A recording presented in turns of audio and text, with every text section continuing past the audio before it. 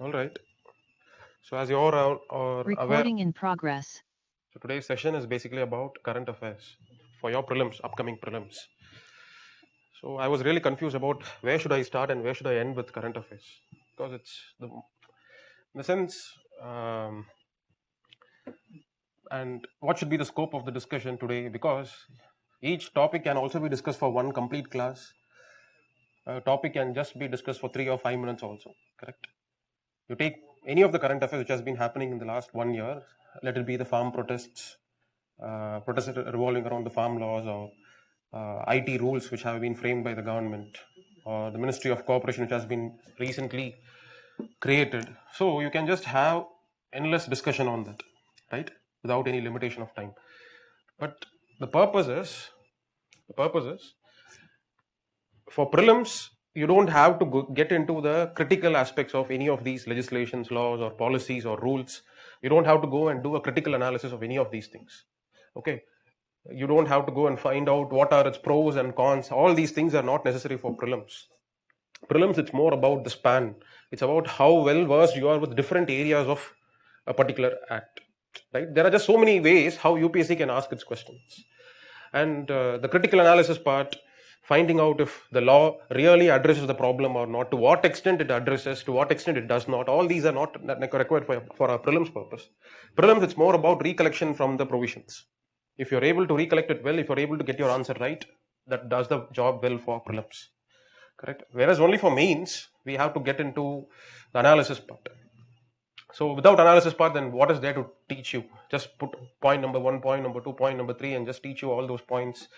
I don't think it is even required for current affairs. So it is with this dilemma in mind, I have just adopted an approach where I have just taken questions.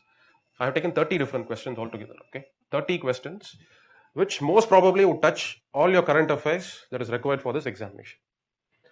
You may read 100 different areas other than what is being discussed today, but understand there is no current affairs with what excluding what is being discussed today. Okay, you may read whatever you want, but you must read the areas from where the questions have been taken for today's discussion.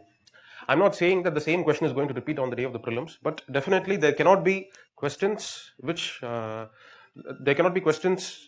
can be blind about these areas. Okay, some concepts regarding certain themes must be asked in this year's examination.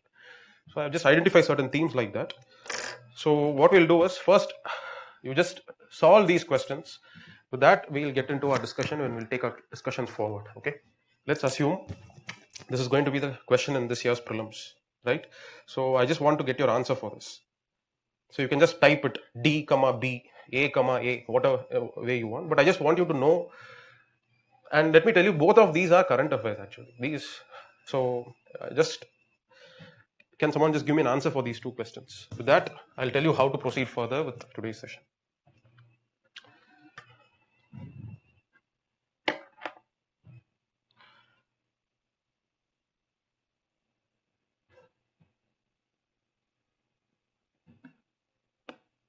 I want both the answers, not just the first part alone. I want the answer for both the questions.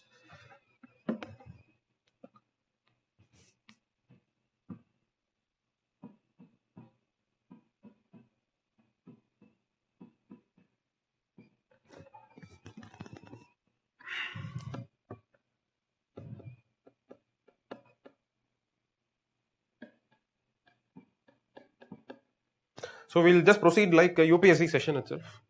Okay. In real exam, you cannot take more than 1 minute per question. Especially with respect to polity and all, you cannot take more than 1 minute. Okay. You have to get it right within that. So we'll have 2 minutes of time. Try to get the answers right for both these questions. I'm yet to get a single answer which is right with respect to both. You guys are partially right, but not completely correct. None of you have been completely correct.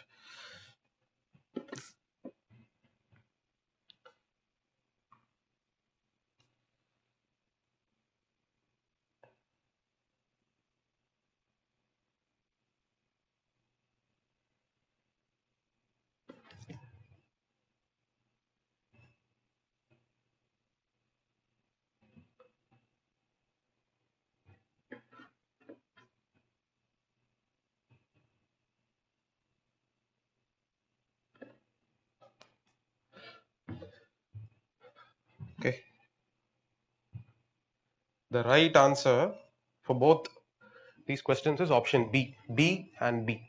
Bombay, Bombay. Okay. This is so okay. This is the answer. I'll tell you, I'll discuss with you why that's the case. This is exactly how current affairs questions from polity can be asked in your exam. This is one category of questions where something has happened in the recent past, but the kind of questions that will be asked cannot be asked about the event, but the question that will be asked is about the constitutional provision.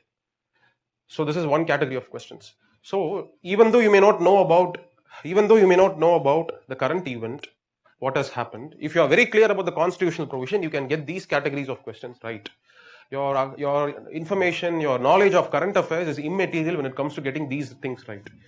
But whereas this is the second category of questions, which has completely to do with current affairs, where there are no underlying concepts or anything, but there are just 100 different ways questions can be framed out of this area. Okay, UPSC can see, you may have faced some 50 questions on labor codes from all the innumerable number of tests that you have been writing up to today. You might have faced some 50 different questions, but let me tell you again, UPSC can ask you the 51st question from some other section or provision of a law which you may not be aware of, because there are just so many sections and provisions in each and every laws. Correct? So the discussion for today is also going to proceed in this direction. Two categories of questions will be discussed. I have 20 questions from this category and 10 questions from this category. So 10 questions will be discussing about the 10 most plausible legislations from which questions can be asked this year. The 20 questions are from the underlying concepts behind each and every current affairs that has happened. First, can someone tell me, for this particular question, what is the current affairs that this is related to? What current affairs is this question even related to? GNCTD Act. No. Anybody else? Delimitation Commission. No, wrong. No, legislation in Puducherry is wrong. Scrapping of Article 370 is wrong. Special status of statehood of J&K. No. Are you aware of a recent bill passed, which has become an act? It's called as Jammu and Kashmir Reorganization Act. An amendment has been made to it. Are you aware of that? In the month of February this year, the act has been passed in the parliament. Jammu Kashmir Reorganization Act was passed in 2019, but an amendment has been done to the act.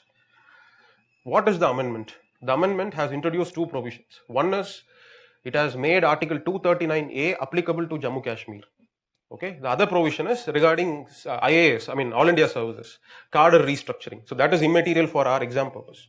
But the Jammu Kashmir Reorganization Act 2019 was amended this year, whereby the provisions of Article 239A was extended to J&K, not to Ladakh.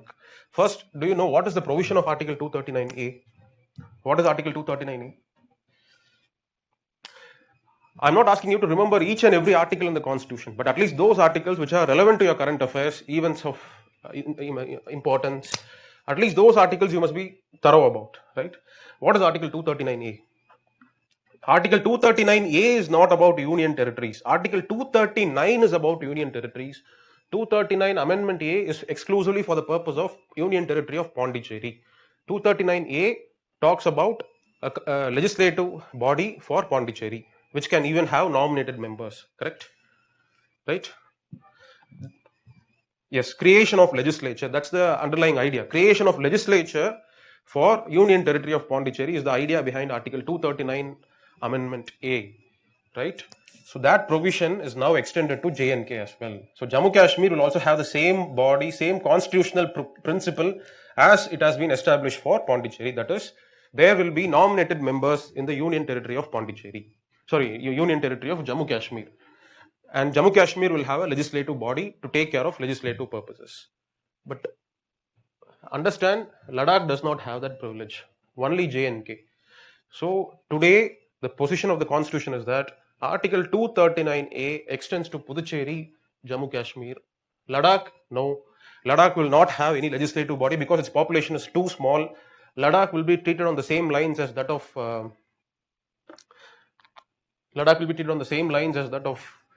Dadra, Nagar Haveli, Lakshadweep, Andaman, right? But Jammu Kashmir, Puducherry are going to be treated similar, whereas National Capital Territory of Delhi is going to be different. For NCTD of Delhi, there are not going to be any nominated members because it is governed by Article 239AA.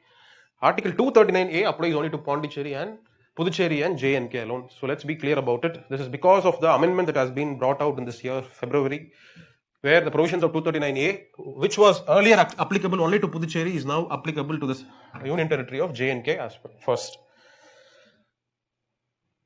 So then JNK will also have 30 members or 3 nominated members. No.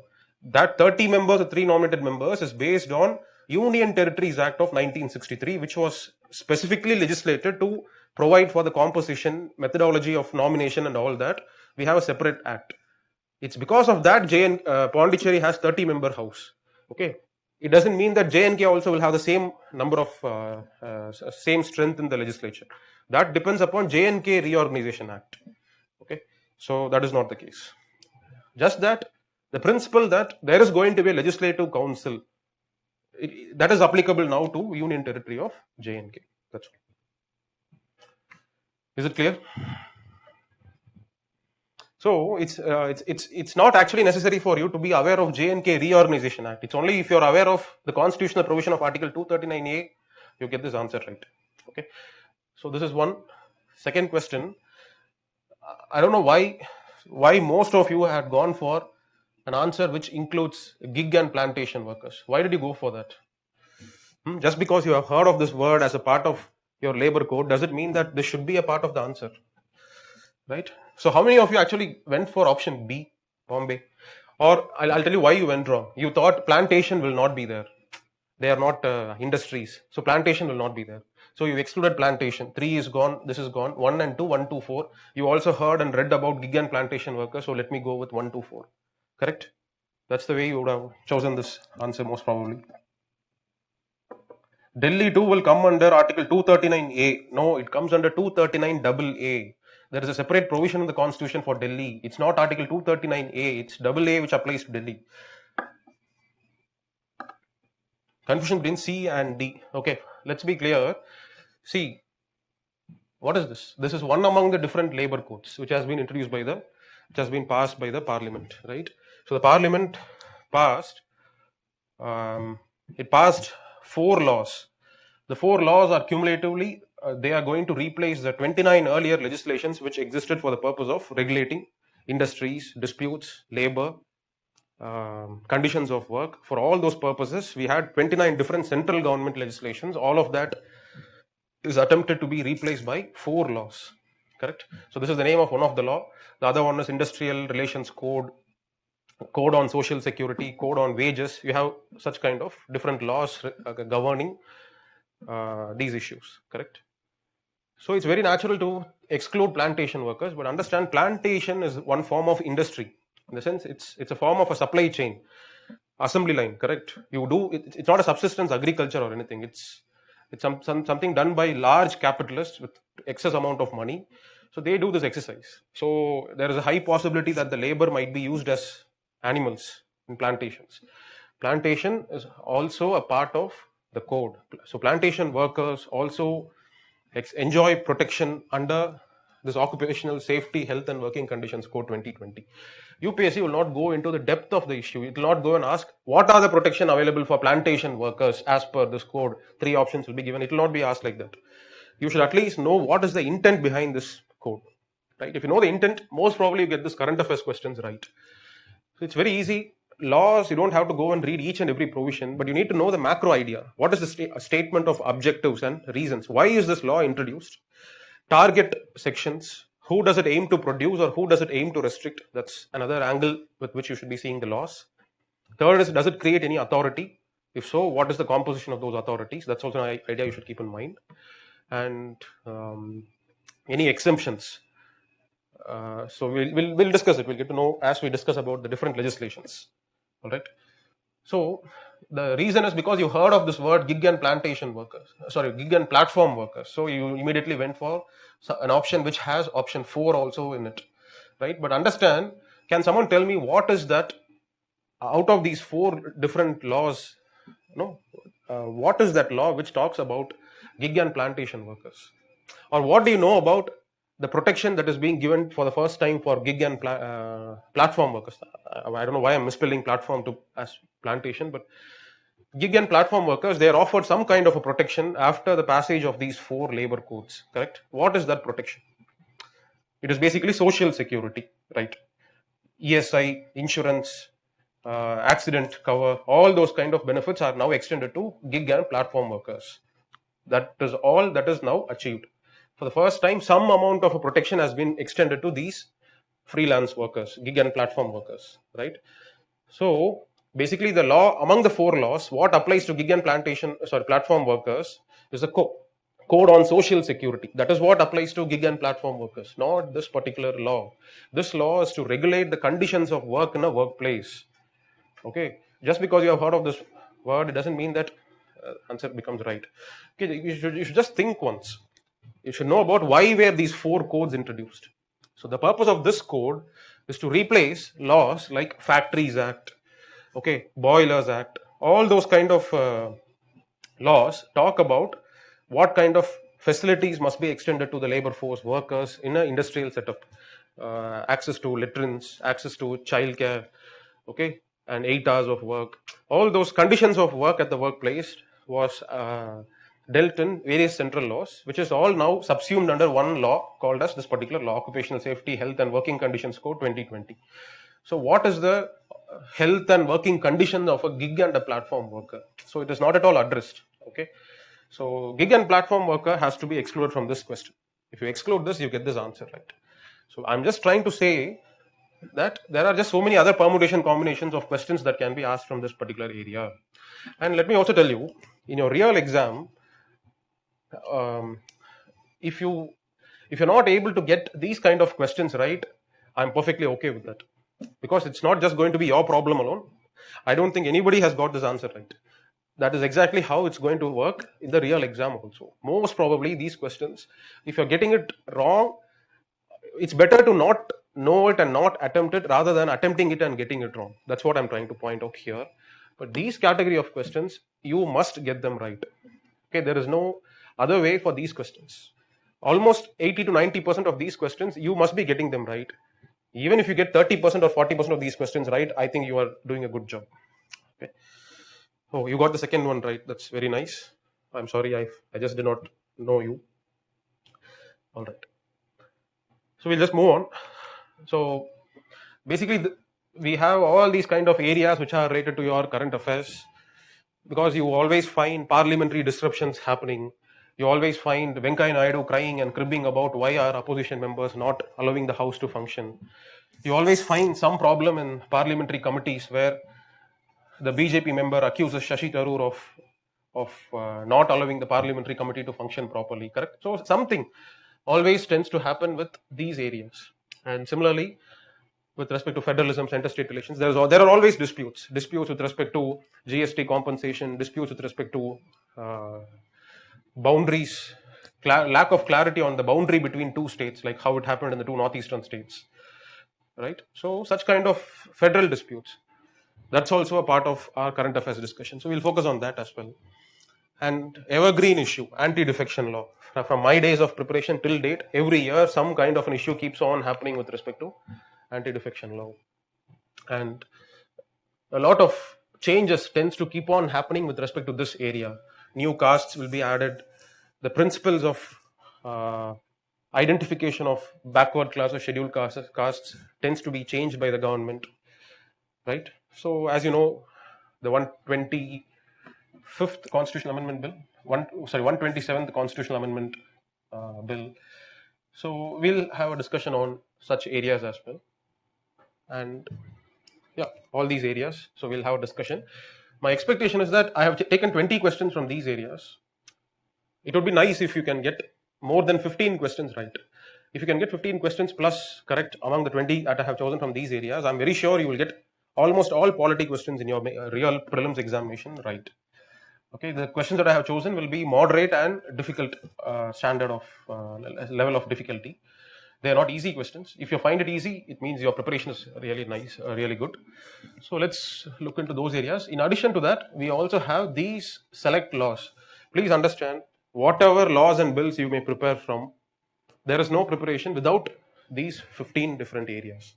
Okay, and I'm very sure you would have had some exposure to these 15 different areas, but keep on revising them, keep on looking at something which is peculiar about some provisions in these laws and bills, something which is very unusual. Okay, we'll have a look at how to see those laws and bills, and in addition to that, you have these constitutional amendments also, which are these are what are currently in news in the last 1.5 to 2 years. Okay, so you have an idea about them.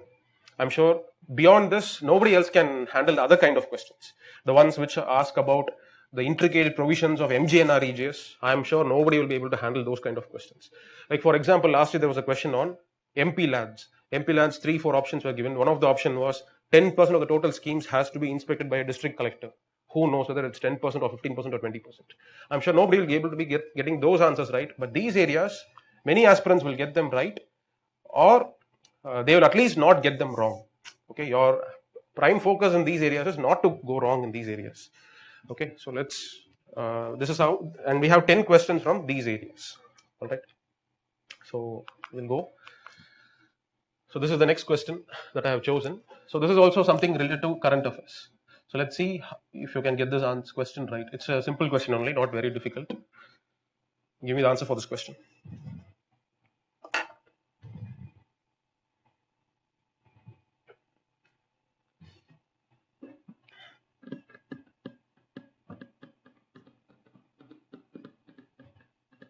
See, don't hurry. If you hurry, your answer, I mean, why should you hurry? Just take some time. You have 1 minute, right? So take your complete 1 minute and then give me the answer.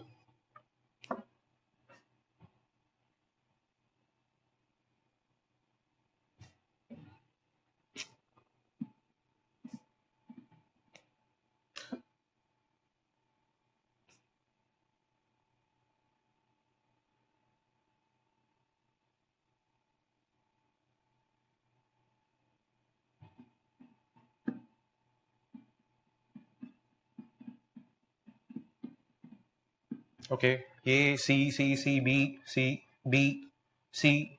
Board is blurred. I don't know how others are answering. Blurred. Okay. The correct answer is option D, Delhi. That's the right answer. You don't get this question right by knowing D. No, you get this question correct. In fact, the way of getting this answer right is by excluding 1 and 2.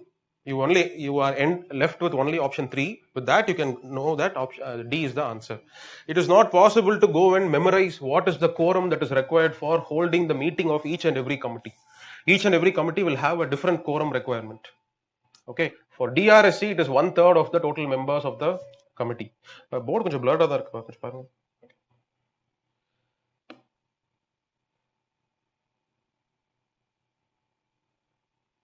And the first option is actually current affairs. If you have been reading newspaper, there was a lot of hue and cry when the speaker had dispensed away with the question hour because of COVID related issues.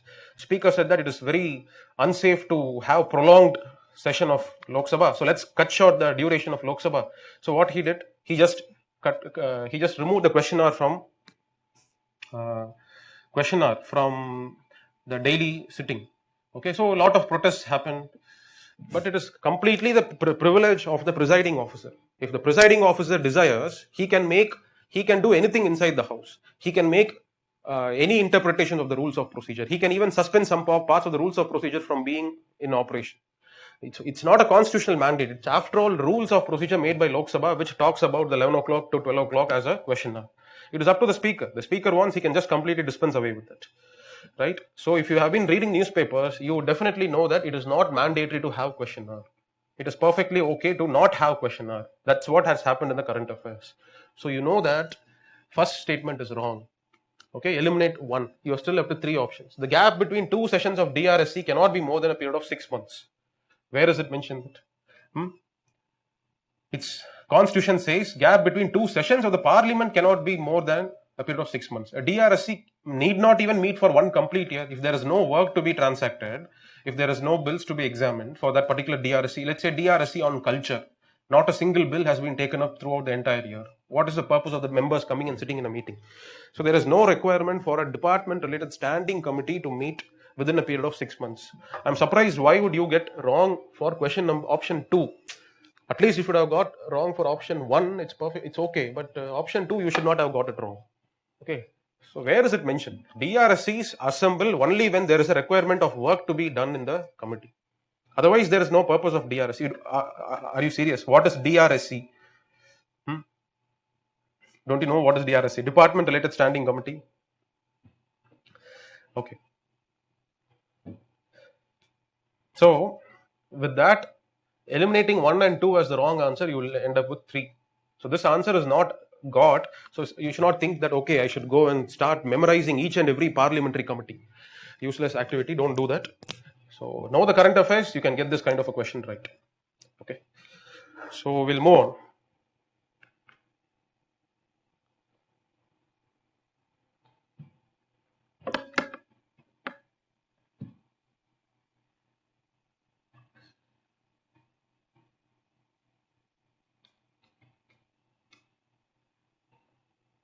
We have 1 minute, so try to answer my question.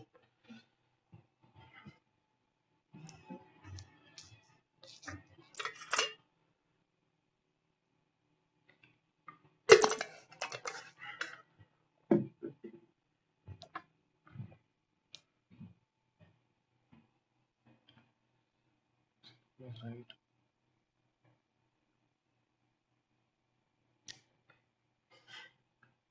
Okay, many correct answers for this question. Okay, it's an easy question, not very tough.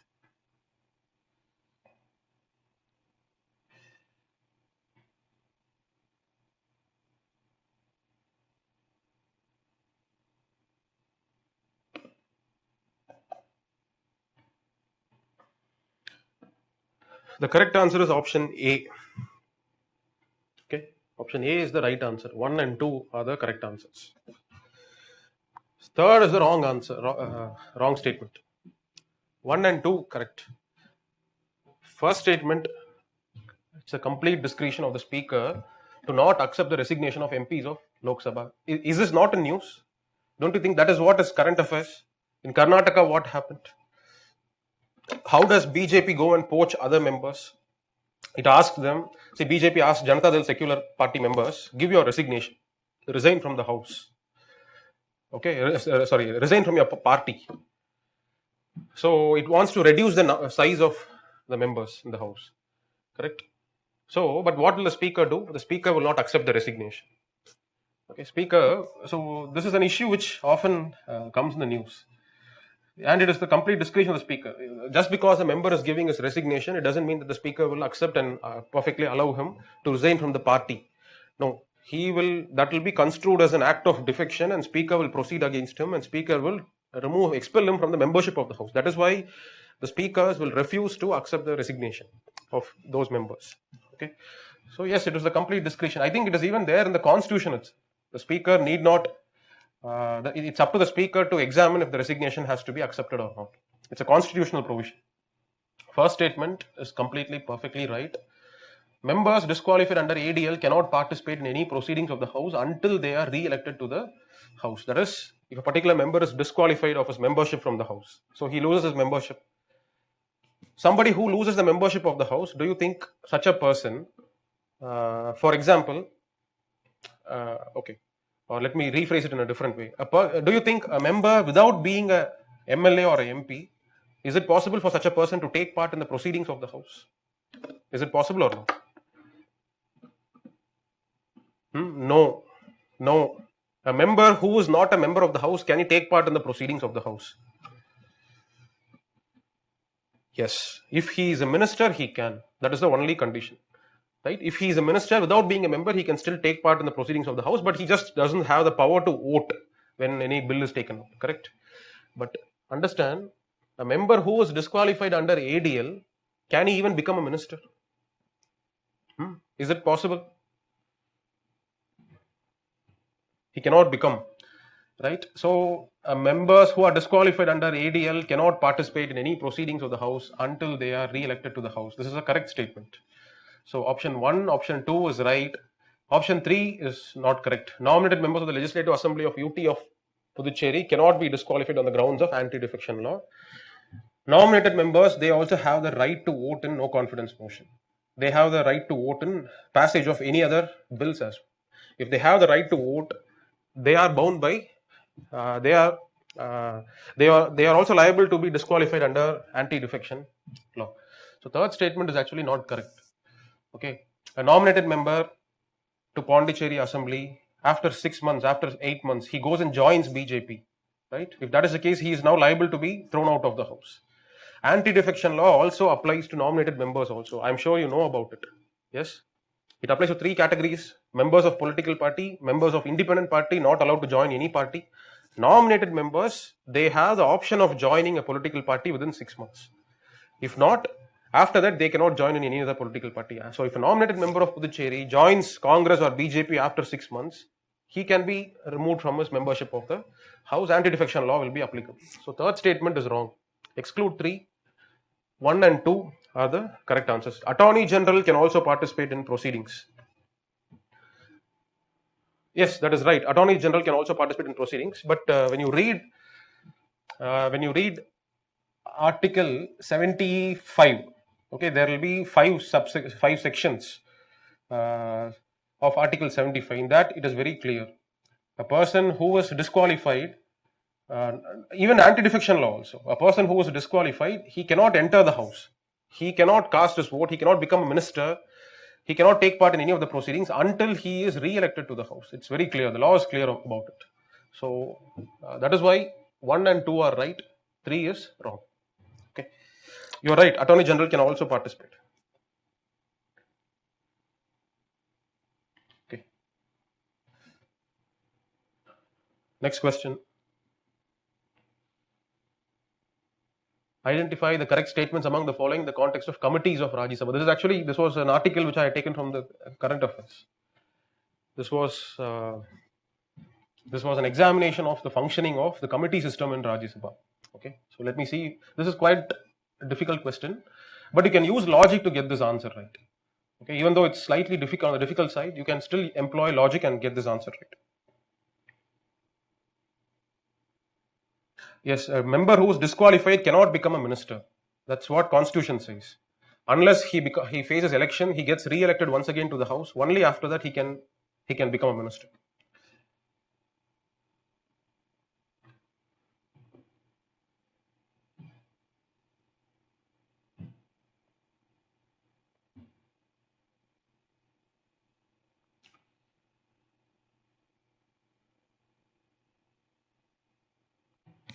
D. Okay. B. Bombay. Okay.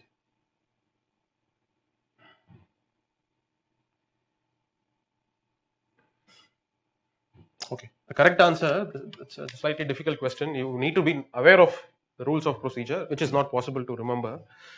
So at least eliminating two options is possible here. I'll tell you how. So look at the second option. A member of Rajya Sabha cannot be a member of two standing committees. Okay. So why should there be any such limitation? Don't you think, have you not read about the speaker? Don't you know that speaker can actually be a member of general purposes committee, rules committee, business advisory committee? Yes or no? Correct? It's because it is the speaker's presence which is necessary in these three committees. Correct? For Lok Sabha. So there need not be anything that must limit a person's membership beyond one committee. What if none of the members, half of the members of Rajya Sabha are least interested to become members of committees? They don't want to work. Because being a part of the committee, it involves a lot of work. You have to stay in the evenings after the parliament hours and you have to do committee work. These members are least interested. Does it mean that we should keep the committee membership vacant? No. Whoever is interested, they will be given charge of 2 or more committees also. Okay. There need not be anything. See, after all, these are just for practical matters. Okay. So just by using such kind of logic. Otherwise, it's not practically possible to go and read rules of procedure of Rajya Sabha and understand that there is nothing that forbids a person from being a member of two standing committees. You cannot do that. But what is practically possible is think of some logic. Think about, should there be some reason to forbid a person? No. So that is why Yes, deputy chairman of Rajya Sabha are members of two or more committees. Yes, deputy chairman, but chairman is not a member of Rajya Sabha, but deputy chairman definitely is a member of Rajya Sabha, so he is a member of two committees. So second statement is wrong. Okay, a member of Rajya Sabha cannot be a member. So this statement is wrong. So two only is not the answer. Both is also not the answer. Either it is one only or none. The first statement, unlike the DRSCs, other standing committees of Rajya Sabha do not have a fixed tenure for the members. That's the correct statement. Okay, even there also you can think of what you have read from your Lakshmikant. Have you ever come across a fixed time frame, a fixed tenure for members of general purpose committee, business advisory committee? The only committees where you will come across a fixed membership is financial committees, public accounts committee, those committees, and DRSCs. It is only in these committees which you would have come across as having a fixed tenure. Other committees you would not have heard about fixed tenures. So there is a possibility that committees can be there without fixed tenures, right? So the first statement, you can use this logic and get the first statement right, or otherwise, second statement you must be getting them. You must eliminate second option by using logic. So both, I think both statements can be approached with logic. Okay. Ad hoc committees. I'm not talking about ad hoc committees. The question is very clear. Other standing committees of Rajya Sabha, for example, the Rules Committee of Rajya Sabha, General Purpose Committee of Business Advisory Committee of Rajya Sabha is a standing committee. It is not going to be dissolved after the work is over. It is just going to continue forever, right? So this standing committee, the question is, does it have a fixed tenure for its members or not? The answer is no. So it need not. It's not possible to go and read the entire rules of procedure and come and attempt this question. Logical approach can actually help you get this kind of question right. Okay.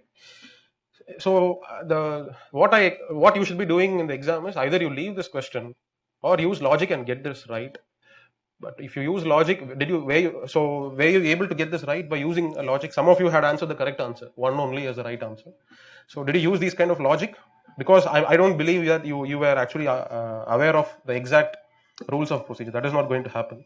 So yes, so some of you got that right using logic.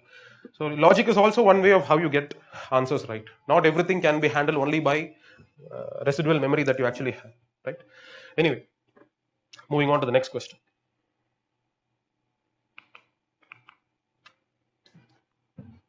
So this is also something which is there in current affairs.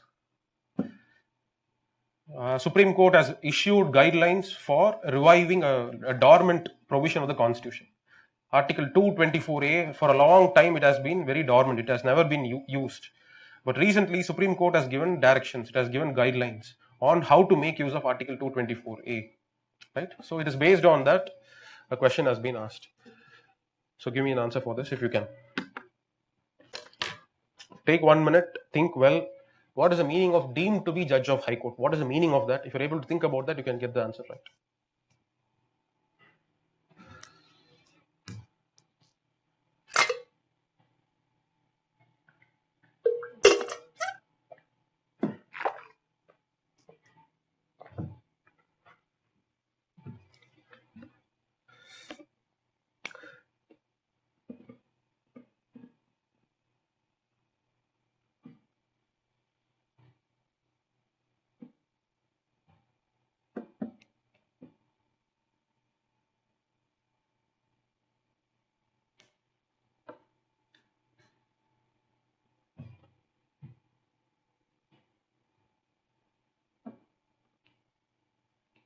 This is actually not a very tough question. This is just a question which can be got right if you read Lakshmikant properly. Okay, not very difficult question, though it is linked to current affairs. It's linked to Article 224 Amendment A, 224A. That is the relevant topic, relevant constitutional provision. If you know that Article 224 and 224A, if you know that, you get this answer right. And the answer is actually there in Lakshmikant also. That's right. Option A is the correct answer. So many of you have got it right. Acting justice, additional judges, retired acting judges. Okay, let me ask you a different question here. Among the three judges, which judges are appointed by the president himself? Among the three judges.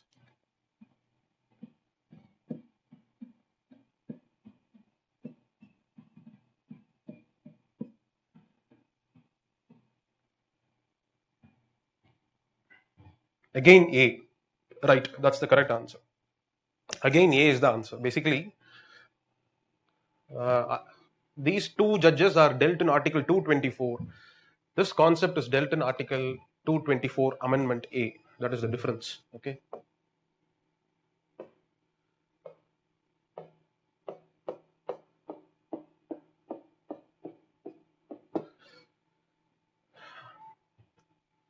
See, in both instances, the reason why extra judges are required is because there is just too much of workload. But in this case, what happens is there is a lot of vacancy. For example, a sanctioned strength of a high court may be 24. Okay, but there are only 20 judges to be filled, and the remaining 4 vacancies, the proposal is still pending in the government or in the collegium. Some reason or other, it's taking a lot of time, because of which the vacancies are remaining unfilled. If that is the case, Constitution allows the 4 vacancies to be temporarily filled with the help of acting justice or with respect to additional judges. Okay, just that the person who is to be elevated from the lower court, okay, he should have the minimum qualification to be appointed as a judge of a high court. That is, he should have been working as an advocate in a lower court for 10 years at least, or he should have held some judicial office for at least 10 years. If he has the minimum qualifications to be appointed to be brought as a judge of a high court, he can be made as an acting judge or an additional judge under Article 224. The appointment is done directly by the President of India. He is deemed to be the judge of High Court. That is, he can be removed based on Judges Enquiry Act. That is, he will enjoy so much of protection that it is not easy to remove him. He enjoys so much of protection that his conduct cannot be discussed. His salaries, allowances are charged. So all the protections that a judge of a high court enjoys, this guy will enjoy. But retired acting judges, they are brought in because of excessive workload. Okay. This guy, a retired judge, he was already a Madras High Court judge. Now he has retired, he is happily in his home. But because Madras High Court has more than 5 lakh cases pending, so now the services of these people can also be taken up, right? So these people, retired acting judges, they are not appointed by the president. They are appointed by the chief justice of that particular respective high court. And they don't enjoy the protection as given to the judge of a high court. They can be easily removed. And so that is the difference between Article 224 and 224A. That is the idea behind who is not, he is not deemed to be a judge of high court. When you read this provision 224A, you will come across this word. Such a retired acting judge who has been appointed by the chief justice because of the excess workload on the high court, he is not deemed to be a judge of high court. So understand this difference. These two judges are considered to be the judges of high court. Removal process, everything has to be proper. But for him, not like that. Easy to hire and easy to fire him. Okay. So this was in news. Supreme Court recently has issued guidelines on how to go about hiring retired acting judges. What should be the salary and allowances that should be paid to them. So all that. UPSC might ask a question like this. Okay. All right. We'll go to the next question. Another aspect of current importance, contempt of courts, has been very persistently in news since the last 1.5 years, right? So let's see if we can get the answer right.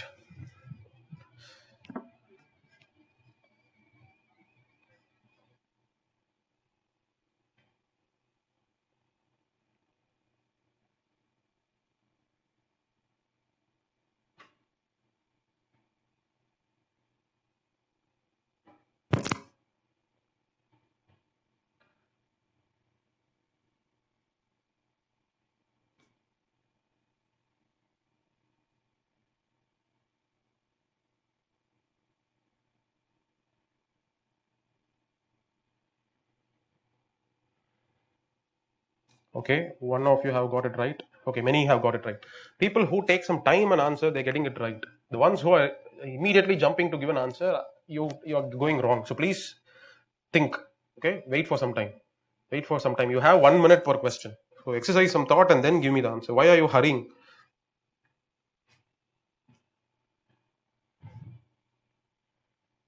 Correct. The right answer is B. Okay. So this is a part of Contempt of Courts Act. Contempt of Courts Act 1971. It gives the power to punish in the hands of Supreme Court and High Courts alone. But it doesn't mean that district courts are completely impotent. No. If somebody doesn't oblige the directions given by a district court, in that case, it can be taken cognizance by the High Court, and High Court can punish the person for contempt of the subordinate court. Okay, if somebody slanders the reputation of a judge of a sessions court or a district court, that can be taken cognizance by the respective High Court, and High Court can try the person under Contempt of Courts Act. So this is a power that is given in Contempt of Courts Act. Okay, first statement is wrong.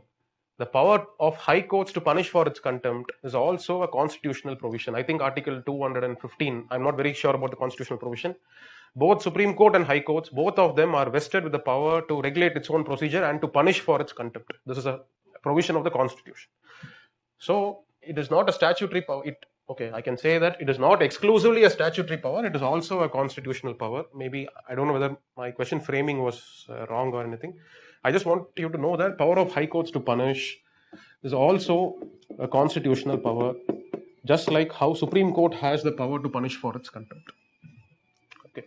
Yeah, Article 215, right.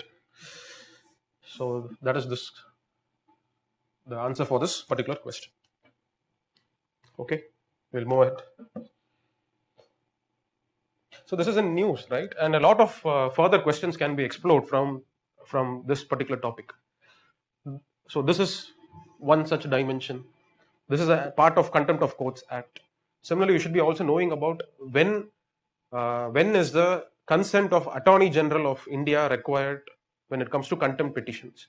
Similarly, at the state level in High Courts, for example, if I'm a private person and I want to file a case of contempt against another person, okay, a politician in Tamil Nadu, he abuses the Madras High Court judges, okay, he writes an article in the newspaper. I have come to the notice of this particular article. I want to punish this person, make sure the person gets punished because he has slandered the reputation of judiciary. If that is the case, can I go and directly file a case in High Court? I cannot. I have to first go to the Advocate General of the state. The Advocate General has to look into the issue. He has to feel that yes, it is a fitting case. It is really a matter of contempt of the court. He has to give his consent. Only then I can have a case in the High Court, right? So there are two ways of how contempt petitions can be taken up in Supreme Court or High Courts. One is on the basis of the court's suo motu action. The court can take up contempt petitions itself, or the other way is based on the consent of Attorney General in case of Supreme Court and Advocate General in case of High Courts.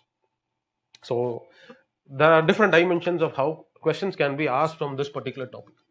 All right. So keep this in mind.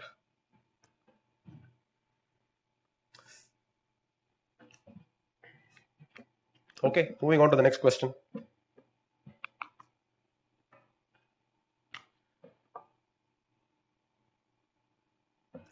And this is another favorite area of UPSC. After solving this question, I'll tell you how questions have been asked in the past with respect to this area.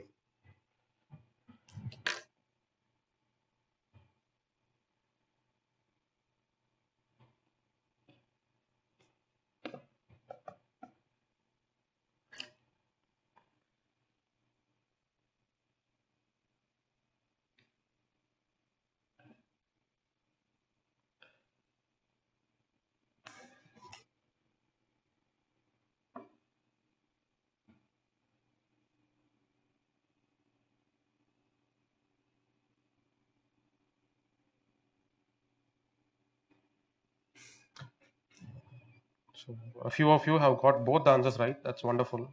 I have got the answer right.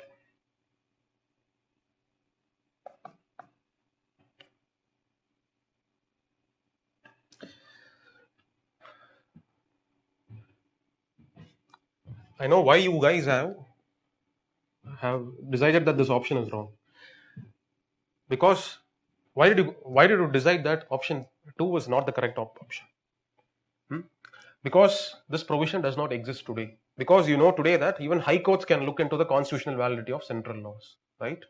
But it doesn't mean that it was not introduced by 42nd Amendment. Yes, it was introduced by 42nd Amendment, a very radical amendment which tried to interfere too much into the powers of judiciary, correct? So this 42nd Amendment tried to eliminate High Court's powers with respect to review of central laws. But An amendment was actually made. It was later repealed. It was once again taken out from the constitution. Okay, so this is also correct. It was done by 42nd Amendment Act. Power of Supreme Court to transfer cases to itself, done by 42nd Constitutional Amendment Act. Both statements are right. And let me tell you, sir, why are you asking questions about a section which has been repealed? Because UPSC has asked it in 2019 prelims. The question about which amendment tried to immunize the elections of prime minister from the purview of judiciary. This was a question that was asked in 2019 civil service exam. Right, 39th Constitutional Amendment Act. The act was completely struck down as null and void. That provision does not even exist in the constitution anymore.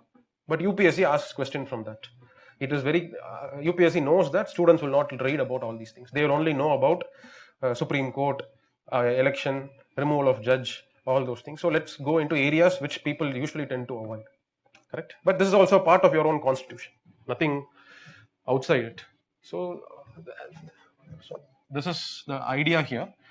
But is it possible to go and read each and every idea in 42nd Amendment Act? Whatever has been introduced, not possible.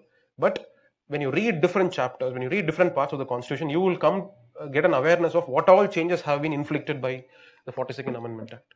If you're able to remember them, well and good. If not, still you can clear. Not a guarantee that only by knowing this you'll be able to clear. Nothing of that sort. Okay. But understand, yes, this kind of a decision was taken by 42nd Amendment Act. I'm sure you know about impact of 42nd Amendment on the powers of judiciary. Have we discussed during the time of discussion on tribunals? Article 323 was amended, 323A and B was introduced. Don't you know that this completely eroded the power of high courts over administrative matters? Yes or no? At least have we discussed to that extent in the classes? Are you able to remember? Yes. That was the impact of 42nd Constitutional Amendment Act. It tried to encroach into the powers of judiciary. It is with the similar idea, this was also done. Only Supreme Court can have a judicial review of central laws. High courts, respect to high courts, cannot do that. So this was an attempt that was made. Later, that provision was taken out from the Constitution. Okay. So yes, this is one of a kind of a question that can be asked. But I can find some of you getting many of these questions right. It is really a wonderful thing. We'll go to the next question. Issues relating to federalism. Okay, let me see how many of you can get this answer right.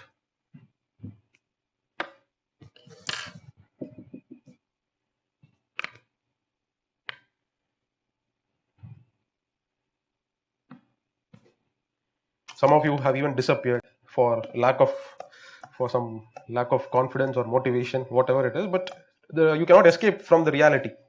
You know it or you don't know it. That is the reality. Whether you choose to be in the session or not to be in the session. Okay, they have already gone anyway.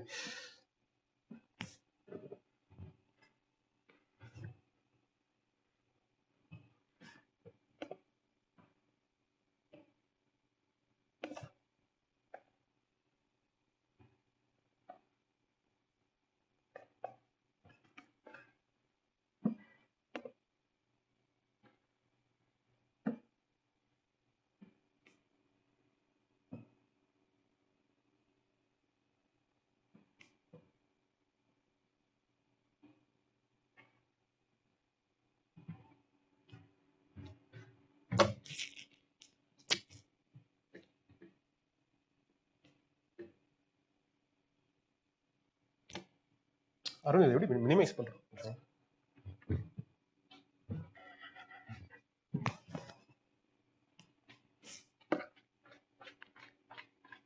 Chrome open பண்ணுங்க.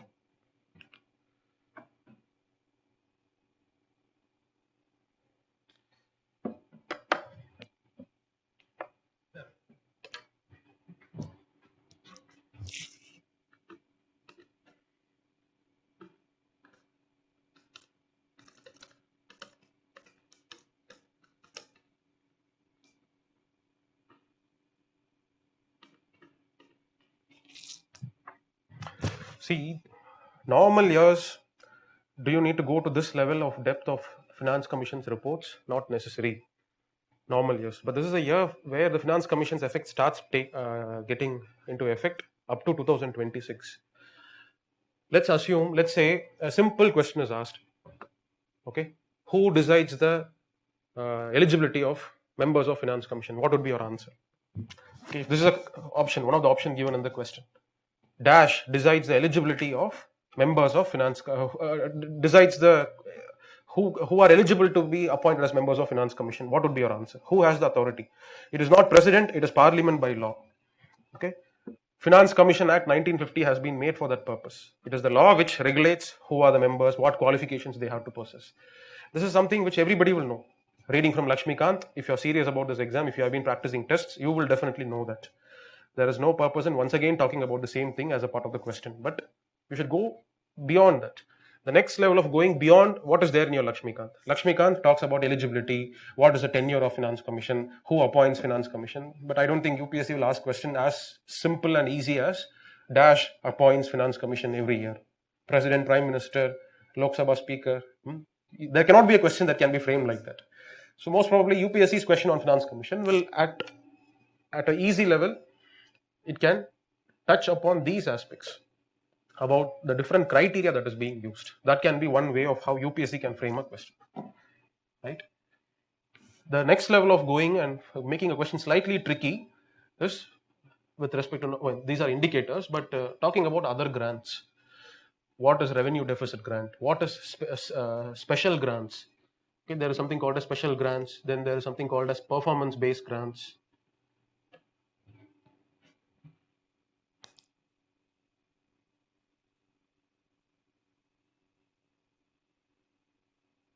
I think this is the old document. No, it's for 2021, right? Okay. Sector-specific grants to local bodies.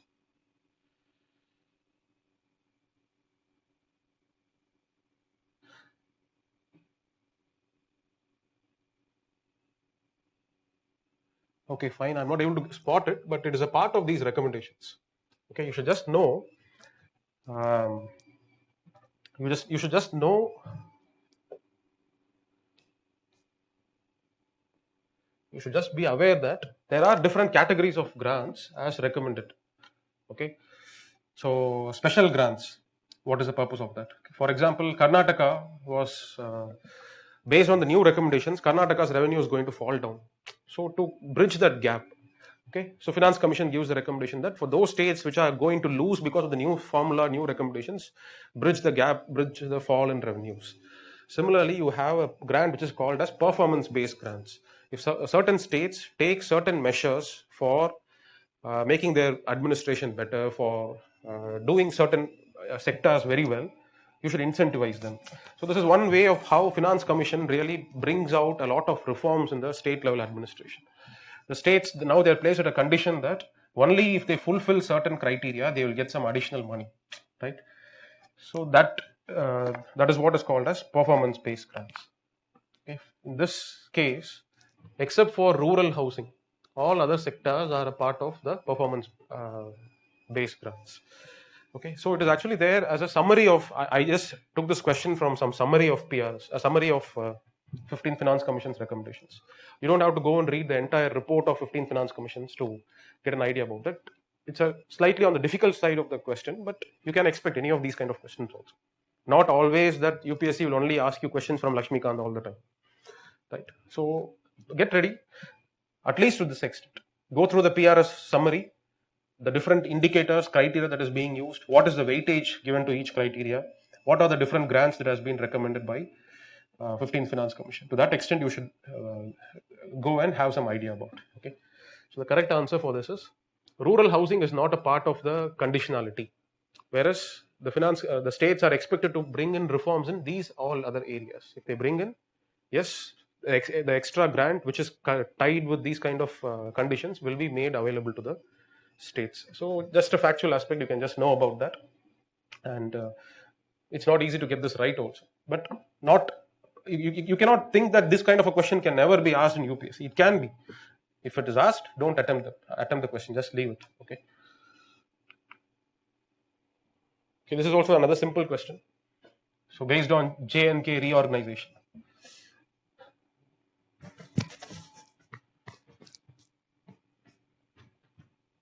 What is the answer for this question?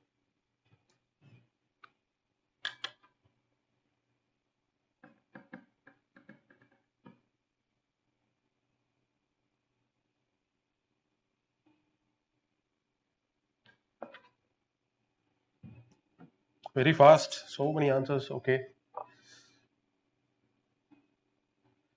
Okay, simple question. Right. Two only. Okay, that's good. So I don't know why some of you are getting wrong in such a simple question. It's a very easy question. Correct answer is bill for cannot be introduced. No. Andhra Pradesh Reorganization Act was rejected by the Andhra Pradesh Legislative Assembly. Even in spite of that, the bill was introduced in the parliament. It did see the light of the day, and today Andhra Pradesh stands bifurcated into two states. So the first statement is wrong. Yes, an ordinary bill can amend the first schedule. You don't have to amend the first schedule by a constitutional amendment act. So this is right. Okay. So this is a perennial issue, keeps on happening again and again. So definitely a question can be asked. Simple question, not tough.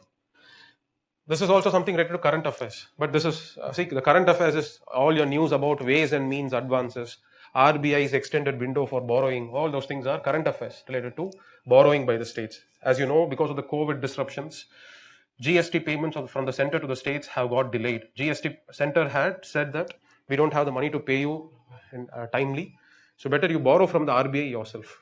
And the states had a problem. If they borrow money themselves, they had to pay the interest also. Whereas the central government borrows money, and if it pays to compensates to the states need not take on the interest burden.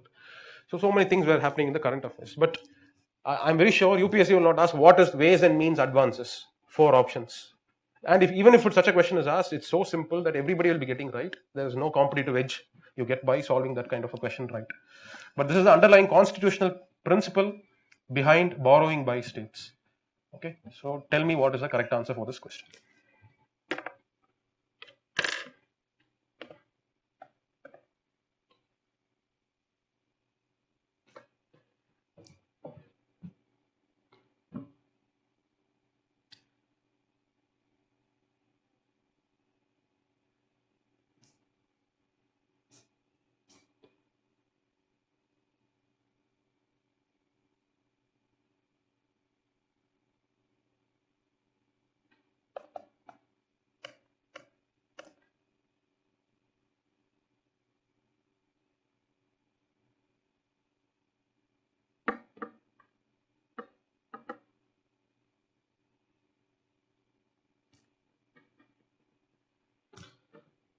Simple question. The correct answer is option. This is the only right statement here. Okay. Constitutional provision. It's not asked beyond the constitution. So can someone tell me why is this a wrong answer? I'm sure all of you know that this is a wrong statement. Of course, states cannot borrow directly from external agencies. That is not permissible as per the constitution. So you know that this is not correct. But why do you say option 2 is not correct? States can borrow from RBI directly. That is not the answer for this. Why you have chosen second option as wrong? No, very correct. Only when there is an outstanding loan payment. The state is already indebted to the center. It has not paid any money to the center properly. Lot of loan is still outstanding. Payments are pending. And if it now wants to go and tap the public markets, if it wants to float government bonds, it is not permitted to do so without the consent of the center. If it wants to go and borrow from RBI, not possible. Center must give consent. Only then it can even borrow from RBI also. Okay. It is only when the payments are not pending, the state government can raise new loans on its own. So there is a ground on which the state governments can raise without the consent of the center. That is, if there is no pending payments. Second option is wrong. Third option is wrong. So one only is the correct answer. All right. So many of you have got this answer correct. Very simple, easy question. So, though the issue may be about farm laws and Ministry of Cooperation, UPSC will not ask you farm laws are violating federalism. Do you think? Do you even think farm laws are violating federalism?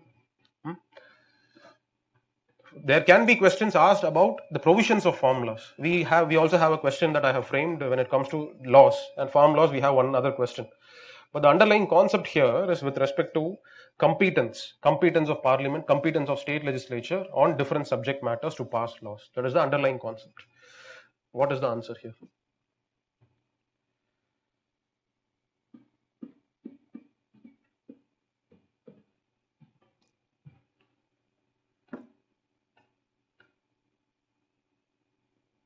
It's easy question. Almost everybody has got it right.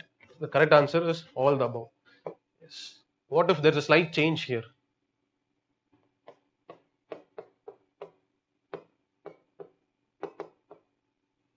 Exclusive. Okay. If this is the case, what is the answer?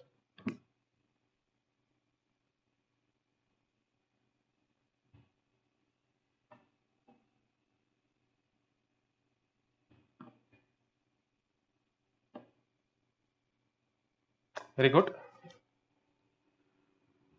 Two only. Everything else is in concurrent list. Okay. Just banking, nothing else. Everything else is in concurrent list. All right.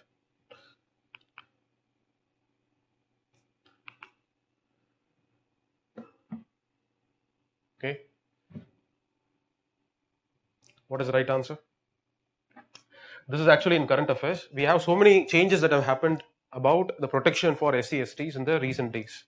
Many changes have happened with respect to reservation principles of the Constitution. So we'll discuss what they are.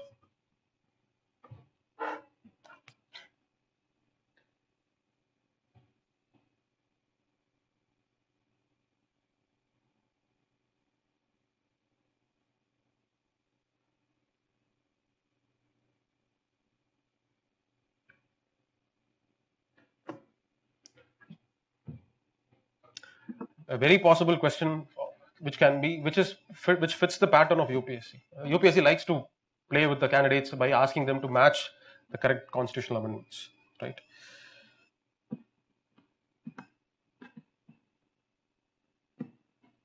So in that, a current affairs question has also been brought in. So the correct answer is these two are right. Okay. So 2 and 3. So how many of you, let's see if you have got B as the right answer. Okay.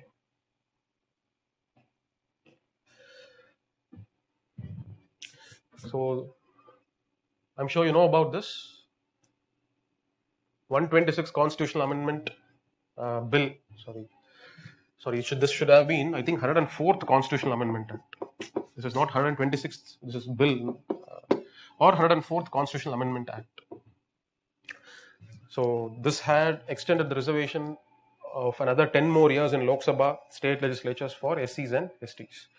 It is the same bill which has done away with the reservations for Anglo-Indians in Lok Sabha and state legislatures. Correct? So that is 126th Constitutional Amendment Bill or 104th Constitutional Amendment Act. And 94th Constitutional Amendment Act, yes, that was the reason why we have tribal welfare minister in 4 states. This is a part of your constitution, I think Article 163 or 164. Just have a look at that. You will get this answer for this. So both these amendments are correct. Okay. The first amendment is wrong. Exclusion. Can anybody give me the correct answer? Which amendment had excluded the presidential proclamation under Article 356 from judicial review? It happened before that. How can it be 44th? See, there should be some logic in your answer, right? 38, that's correct. 38th Constitutional Amendment Act. See, go in a sequence. 42nd is Indira Gandhi, 44 is Janata Party, correct? It was this phase which was very autocratic, totalitarian. So how can you even say 44th Amendment Act will exclude presidential proclamation of emergency from judicial review? They actually brought in everything under judicial review. Many things were corrected. It was during Indira Gandhi's time this happened, and these kind of radical measures of very greatly reducing the review of judiciary, it happened during the days of emergency. The 39th Amendment Act, you remember 39th? Immunizing the elections of President, Vice President, President, Speaker, Prime Minister, Speaker from judicial review, that was struck down by the court as null and void. 38th Constitutional Amendment Act was also passed during the emergency days. It is to exclude it from the purview of judicial review. Okay, 38th is the right answer.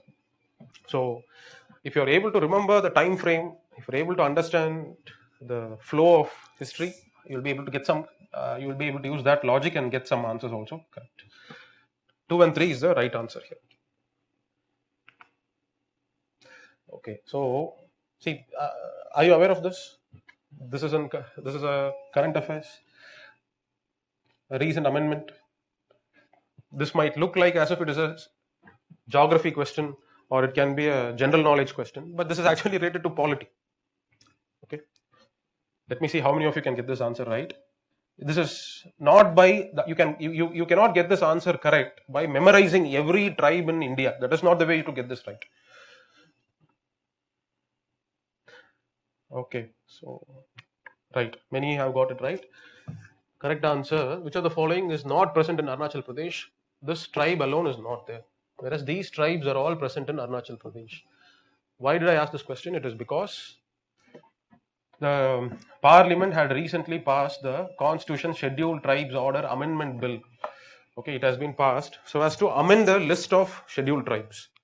Okay, the scheduled tribes in Arunachal Pradesh, their list has been changed by Parliament by passing Constitution ST Order 1950. Why is it called as, okay, another question can be asked here. Why is it called as Constitution ST Order? Who makes this order first? Who had made this order? Correct. It is the president who has been given the power under the constitution to decide who are the tribes who are to be brought under the category of scheduled tribe category. It is the president who has the power under the constitution. Once the president has decided on that, further additions, exclusions will be made by the parliament by law. So both president and parliament have been given powers under the constitution to define the list of scheduled tribes. President made this first order, ST Order 1950, and since then onwards, subsequent inclusion, exclusion is all done by Parliament by law. So Parliament recently has passed an amendment to deal with these three tribal groups, to declare these three groups as scheduled tribes of Arunachal Pradesh. Okay, so this is the logic here. The logic is not by memorizing all the tribes, but by knowing that something of this sort has happened in the recent days. So if you know these three, you should be eliminating this. Okay. So I'm sure many of you have got it right. I believe you have just read in the same manner as well. Fine, well and good. Next question.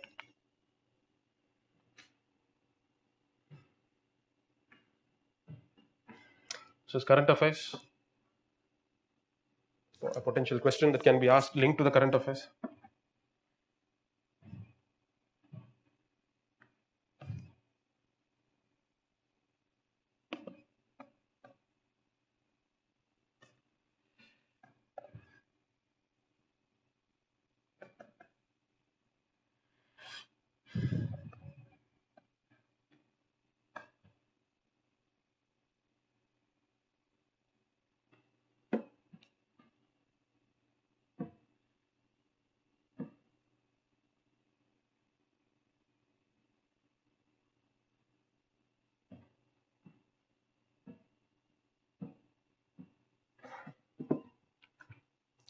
So do you know about the purpose of this bill? Why was this bill introduced, and why it has now become an act also? I don't know what is the number of this Constitutional Amendment Act. I'm not sure whether if it has got the assent of the president. If it has got, it could have probably become an act. Otherwise, this was the bill. Okay. So, but anyway, the provisions are regarding the commission, not about the bill. 105th Amendment Act. All right. 105th. Right. So 105th.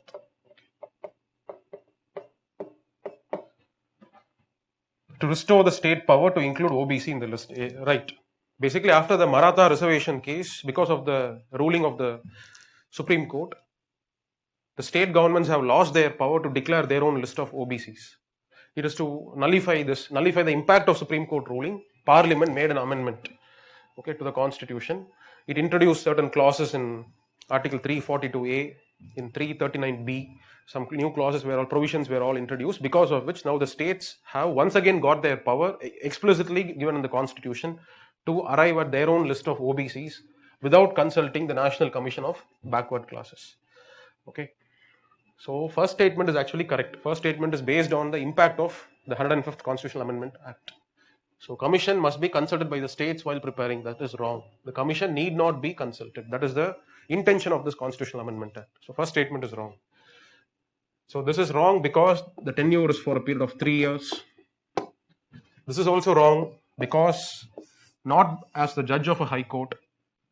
There is a different procedure. Do you remember the procedure? The procedure of inquiry to be first conducted by Supreme Court. If the Supreme Court finds them guilty, then the Supreme Court will allow the president to dismiss him. Yes, inquiry committee method.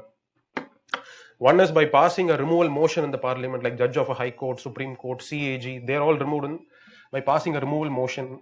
Whereas the other authorities, UPSC chairman, CVC, they are all removed by inquiry done by the Supreme Court. Similarly, the National Commission of Backward Classes, the chairman is not removed in this process, but rather through the inquiry process. So all three options are wrong. Okay. Let's move on. Next question. Okay, let me see if you can get this answer right.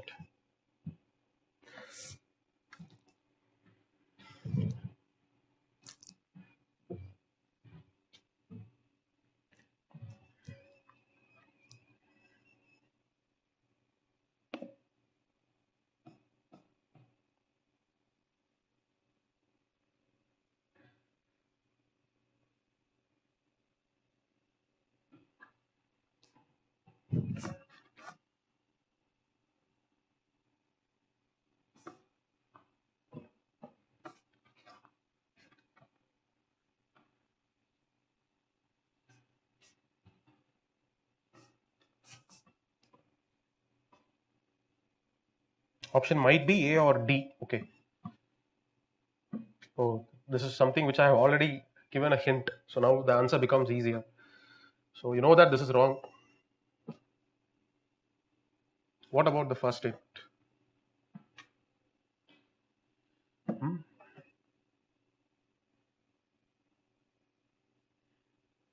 All right, lot of correct answers. First statement is right. Sorry, this is wrong. Do you know that after the suspension of Pondicherry Assembly, the budget for Pondicherry was actually passed. An interim budget was actually passed for the next 6 months to meeting the expenditure of the next 6 months. So it was actually passed in Parliament. It is not based on any executive order of the president or anything. Democracy, no appropriation without legislation, right? So you have to get the approval of a group of people, representatives of the people must accept to. Only then money can be taken out. Not prone, you cannot trust the executive with such kind of powers. It was actually based on the Parliament. Parliament had passed the budget for Pondicherry after the assembly was actually suspended. Okay, so this was a news. So that's why I just framed the question. So you should just apply your thought. How can it be president? Okay, so don't you remember the emergency provisions? Even in emergency provisions, we have discussed the entire lawmaking functions will be transferred from the state legislature to the parliament. Correct? This is the impact of Article 356. And a similar event had happened in Pondicherry. And as a result of the Pondicherry, the lawmaking functions will be transferred from state legislature to the parliament. Right? And what is a budget? It is basically an act, finance act, appropriation act. These are acts basically. How can president make such acts? It is done by the parliament, not by the president. So both statements are wrong. Okay, so none is the correct answer. Yeah, you see, all these things are not something new. You already know about all these things. Okay, maybe this might be something new, but you would have been following current affairs also. When you're following current affairs, you will know the answer for this. So I'm sure many of you would have got it right, but this aspect is something which you have to just use your thought process. Okay, not by knowing any provisions. We don't have any of these kind of provisions in the constitution. No, but applying principles, you have to come up with the right answer. But president can make regulations. For what purpose? Yes, he can make regulations. But what do you mean by regulations? Regulations are for what purpose? It is not for the purpose of taking money. It is for securing the good governance of that place. Okay, it is for the purpose of solving some law and order issues. Those are regulations. Regulations doesn't mean that money will be taken out and it will be just given for expenditure. 10,000 crore. Do you think president will just take out just like that? It was actually a finance bill, a finance act, appropriation act for Pondicherry was all passed in the Union Parliament. Okay.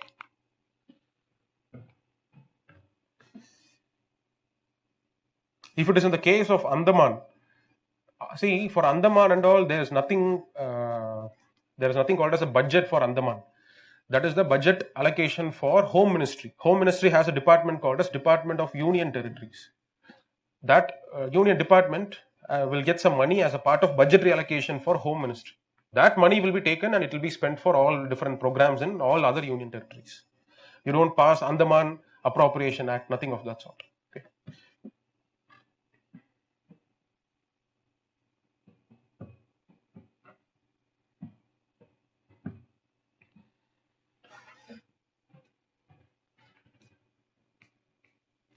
Okay, once again, this is in current affairs.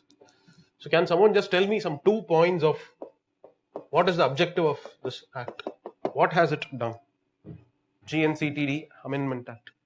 What is the impact of this act? What was the objective that was realized? Right. The definition of government was changed, so there is no ambiguity after the Supreme Court's judgment. After Supreme Court's judgment, there was a lot of ambiguity whether it's Kejriwal or whether it is Lieutenant Governor. To remove that, to finalize things, to settle matters, the amendment was passed, because of which government of Delhi means Lieutenant Governor.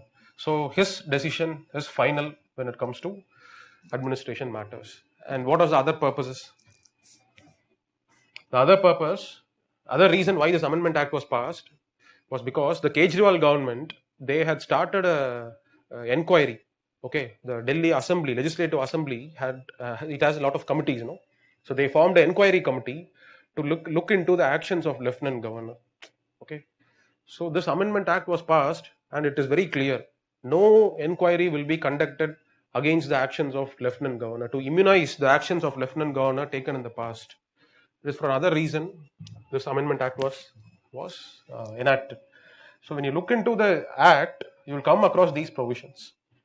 You may think that it is the Legislative Assembly alone which can make powers, which has the powers to make rules about transaction of business. Right? It is a natural power. In Lok Sabha has the powers to decide how should business be transacted. In Delhi, the peculiar feature is that the Legislative Assembly will make rules. In addition to that, Lieutenant Governor will also have powers. He will also have powers to make rules about transaction of financial matters. So he will decide what are financial matters. It is only when a money bill is passed, the government will even get money to spend for its expense, right? Kejriwal has higher support in the Delhi House Assembly.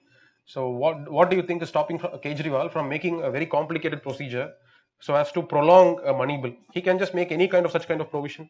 That money bill can even be kept pending for 14 months. He can even make such kind of provisions.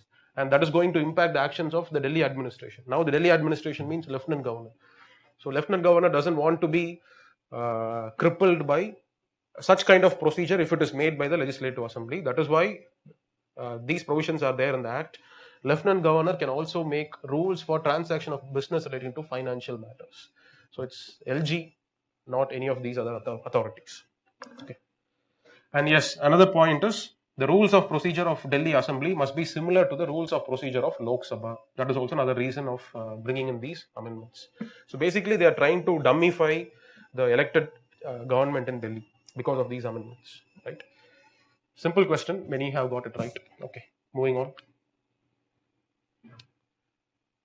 Recently, we have this Tribunals Reform Bill passed, right?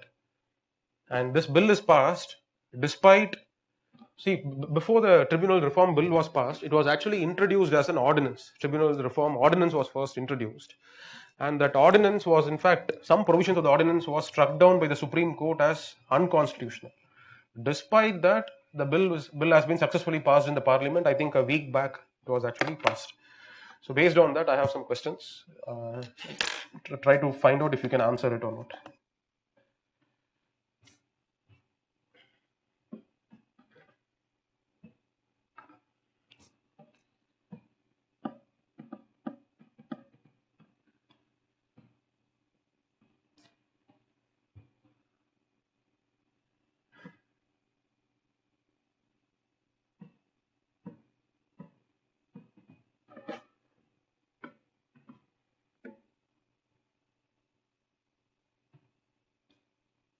That's very good. This is the right answer. Okay. This is actually a provision of Article 323A, a constitutional provision itself. Just like high courts, the tribunals can also be vested with the power of regulating its own procedure with respect to powers of contempt. Constitutional provision, nothing beyond that. This is wrong. When you read Tribunal's Reforms Bill, you'll come to an understanding that the search and selection. So, first of all, what is the objective of this bill? The entire full description of the bill is Tribunals Rationalization, Reforms and Conditions of Service Bill 2021. That is the name of the bill. So, what is the intent behind the bill? Can you tell me what was the intent behind the passage of this bill?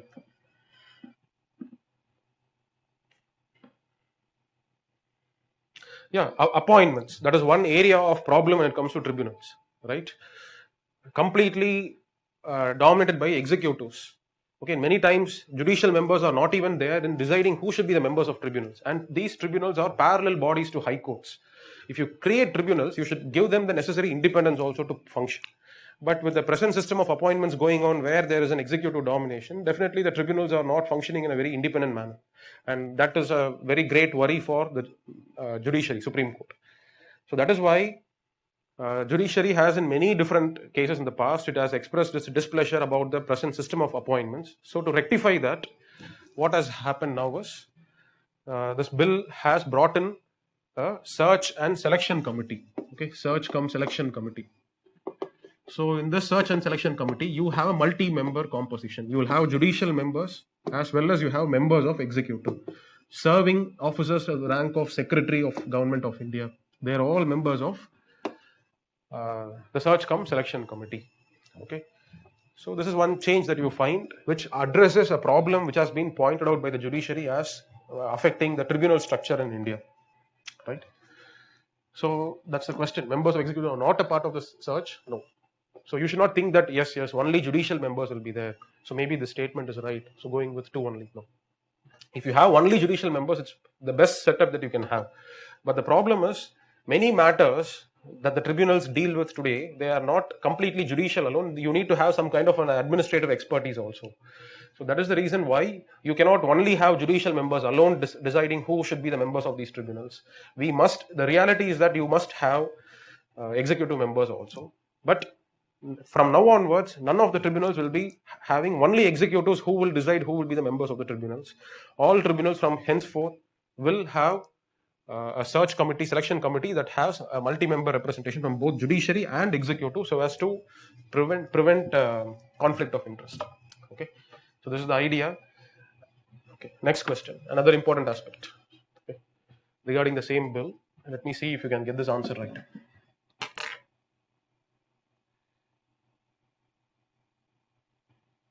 To scrap cinematography tribunal, not just cinematography tribunal, but you have a lot of patents. You have tribunals. So to do away with some 10 or 11 different tribunals, to completely scrap them and transfer their powers to high courts, it is for that purpose this bill has been brought.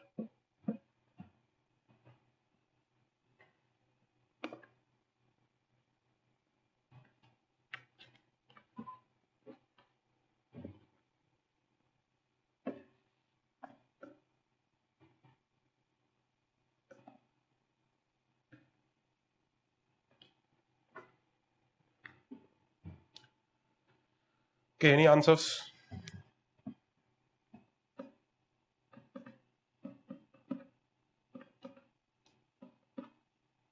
Option A. Okay.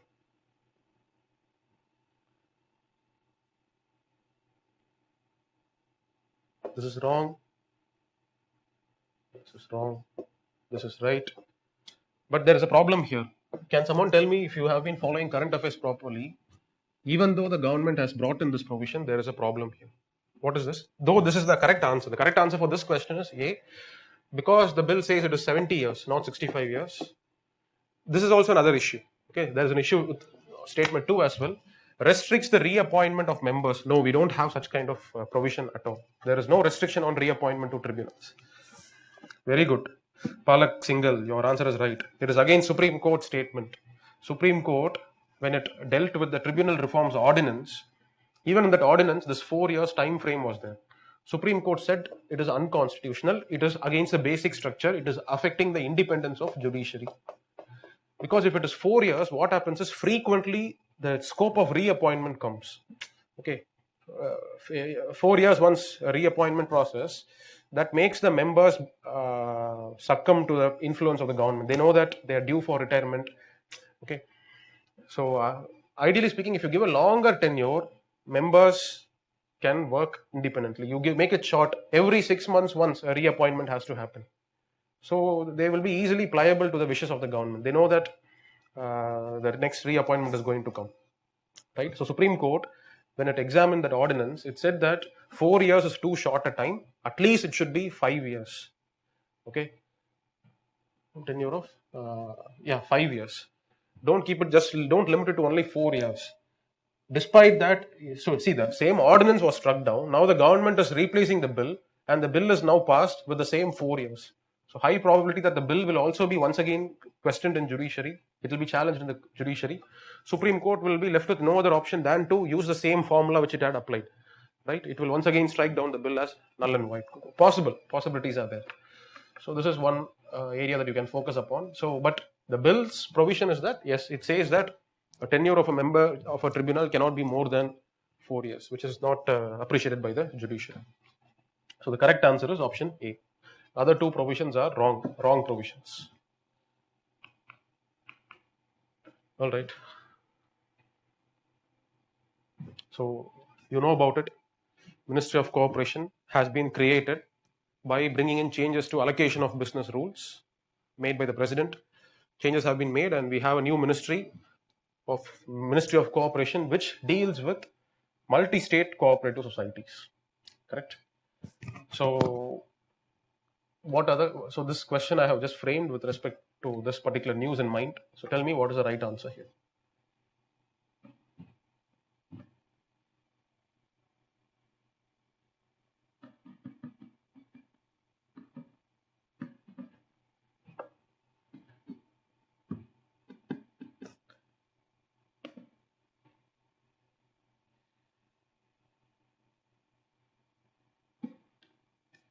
Provisions regarding cooperative sector was added as a part of the Constitution by the 74th Amendment Act.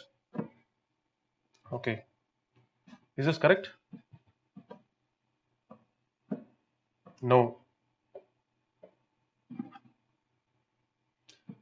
Okay. 97th. Okay.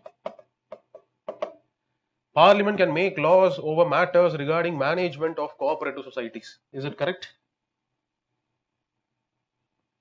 Statement, yes or no? Okay. This is wrong.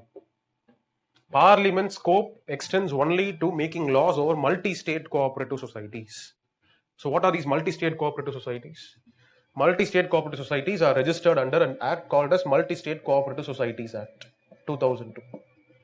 They are cooperative societies that deal with certain activities: the activity of credit, the activity of sugar production, the activity of pesticide manufacture. Okay, there are certain activities which are specified under this particular act, Multi-State Cooperative Societies Act. Amul is not a multi-state cooperative society. It is a cooperative society registered in Gujarat.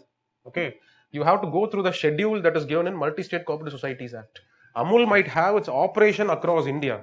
Having operations across India doesn't mean that it is a multi-state cooperative society. It should confine to any of the activities that are specified in MSCS Act. There are some 6-7 activities given. I don't remember all the activities. But dairying and all is not there in this act. Okay, go through it.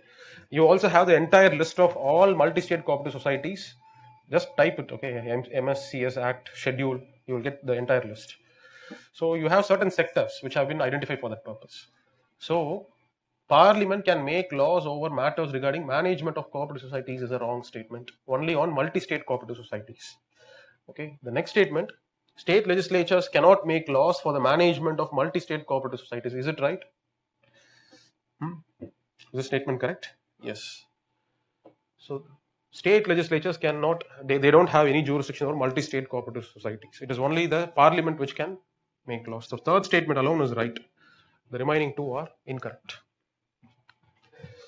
Okay.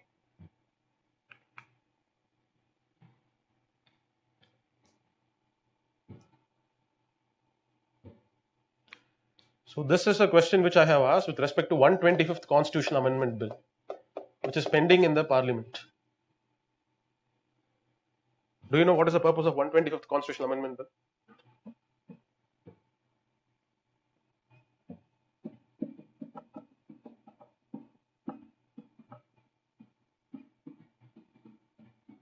Okay, B or D. Okay.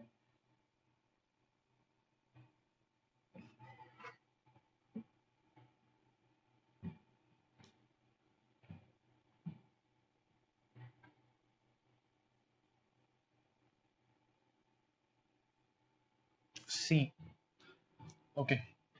So this is a wrong statement. This is a correct statement. It is precisely for this purpose 125th Amendment Bill has been introduced. Okay. It is to allow State Election Commission to have powers of conducting election over. Do you remember the 3 levels of governance in the 6 scheduled tribal areas? That's a big core concept of polity. You remember the different structures in 6 scheduled tribal areas? Assam, Meghalaya, Mizoram, Tripura. They don't have the normal panchayats. They have different structures. They have what are called as regional council for 3-4 districts together. Then you have district council. Below that you have the village councils. Right? So, PESA, no, PESA is not applicable to this. It should be clear. PESA is applicable only to 5th scheduled areas, not to 6th schedule. So, for these bodies, right now the election is not conducted by an independent authority. Elections to these bodies are completely done by the state government itself. The joint secretary of the autonomous district department of each state, the state government will conduct elections. That is where the problem lies. So they want the elections to be brought under the purview of a relatively independent body, which happens to be the State Election Commission. You know that the State Election Commission conducts elections in ULBs and PRIs and cooperative societies.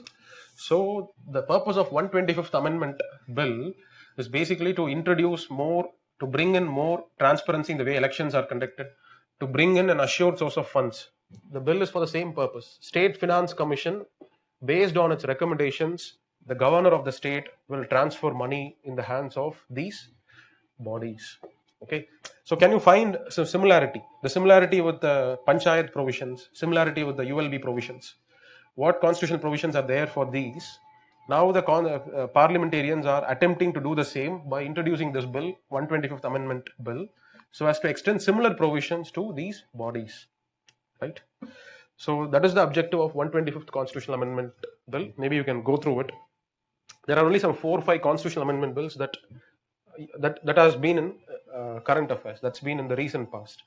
So it's better to know something about them. Okay, and some 10-15 legislations, other legislations. So is it clear? So today is SFC give recommendations for these? No. Today money is not transferred based on State Finance Commission's recommendations, not at all. For these bodies, if you read the 6th schedule provisions, you will come across a separate fund called as district fund. You will have something called as a regional fund. Okay, and money is collected from within the district. It is directly collected into that fund. Otherwise, the governor will also make provisions for transferring money on his own discretion. Okay, he will transfer money based on his own discretion into these different regional and district funds. That is the present provision in 6th schedule. But that is why now the procedure has to be made more scientific. Okay, it has to be based on some kind of a parameters, some yardstick, some criteria must be there which decides the transfer to these funds. It is for that purpose you need to link it with SFC recommendations, which is the condition, which is the situation when it comes to panchayats and urban local bodies. Their transfers are all governed by SFC recommendations. But as of now, no, SFC does not have any recommendatory role when it comes to providing funds for these bodies. It is all done on the discretion of the governor. And whatever, exactly, royalties, from whatever royalty collected from mining operations, fishing, leasing out village property, right? So from those kind of activities they get some money, but not an assured source of funding. It is to give them a guarantee, an assured source of funding, a proper system of elections to be put in place. That is the objective of 125th Constitutional Amendment Bill. Okay. So that's all. We are done. We are done with the concepts in Constitution, provisions of Constitution, linking it with current affairs. Okay.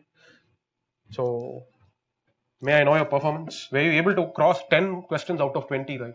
10 out of 20? Were you able to cross 10 questions, right? Yes. If you were able to get more than 15 questions right, I can guarantee you, you will get almost each and every question in polity right in your prelims. Okay. If you're able to cross 10, 85, 90%, you can even get 100% of the questions. But I'm just saying, if you're crossing 10 questions, you're still in a good position. Okay, but lower than that, find out why you made mistake. Okay, maybe you did not think about these aspects of current affairs, or maybe you have one more round of revision to be undertaken. Could be anything, but more than 10 is a very safe margin. Okay, crossing 15, exemplary. Almost all questions will be right in prelims. Fine, let's go ahead. We'll look into these select legislations. Okay, so though I have given a list of 15 laws that you can focus for this exam, this year's prelims, but I have only chosen questions from 10 different laws, okay, which I feel are significantly more important from the perspective of polity. So for IBC, I did not take any question. Maybe your economics faculty can help you with that, but just for your primary focus should be on these legislations. You may go beyond that. You may go beyond that to any other number of legislations, but make sure you are covered adequately with respect to these laws. So let me test you with respect to your awareness on these latest changes in these laws. Okay, what is this?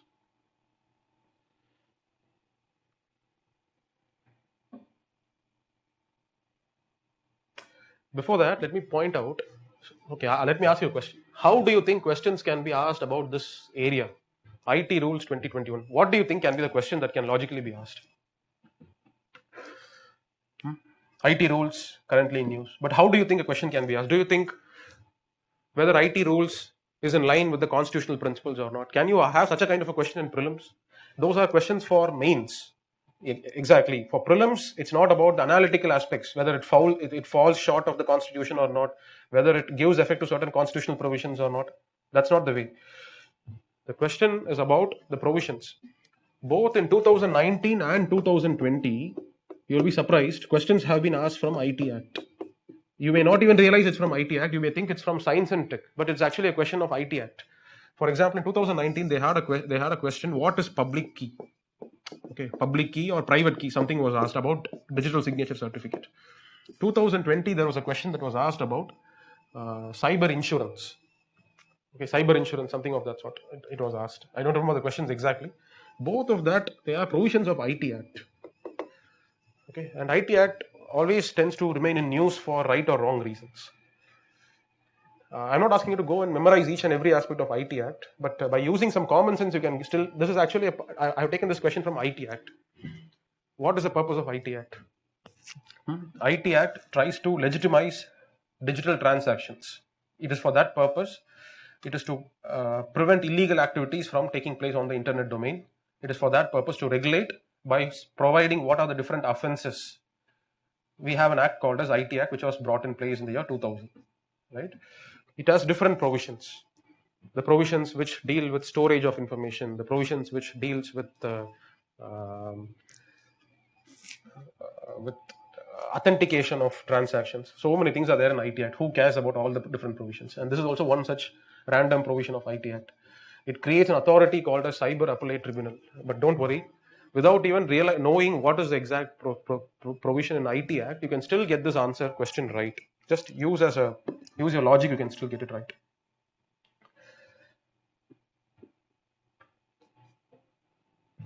Which is not correct is the question. Appeals from tribunals are only allowed in high courts. Do you think this statement cannot be correct? At least after Chandrakumar's case, the situation is clearly settled. Appeals from tribunals will go to the respective high courts. Okay. So this statement is right. It is vested with the power of a civil court. Most probably it should be right. Otherwise, how will the tribunal even function? How will the tribunal ask for evidences? How will it ask for documents? If a tribunal asks for documents, a person is compelled to produce it before the tribunal. Only then the tribunal can do justice. That's the power of civil courts, right? If you are asked to give your statement, you must give your statement. You cannot say that I have my right to be silent and all those kind of things. See, it can also go to Supreme Court. That is not appeal. Appeal from tribunal, if you go to Supreme Court, that's not appeal.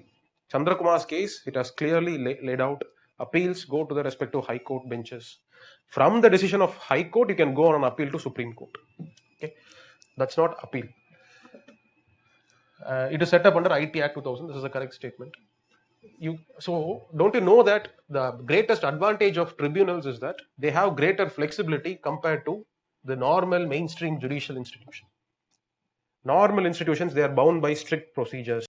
Both the parties have to be there. Proper cross-examination should happen. Even if one party is not there, the hearing will be postponed. Very strict procedures as given in CPC.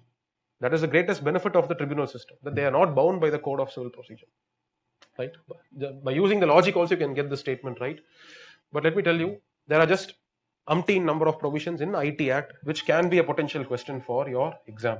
I would advise you to just have a look at the provisions of IT Act.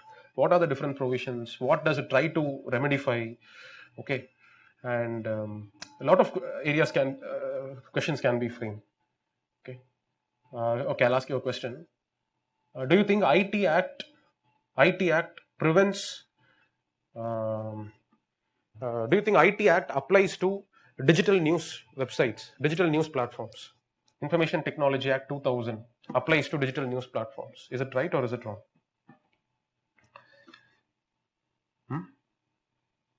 Yes, wrong. Yes, rules formulated. That is where the problem lies.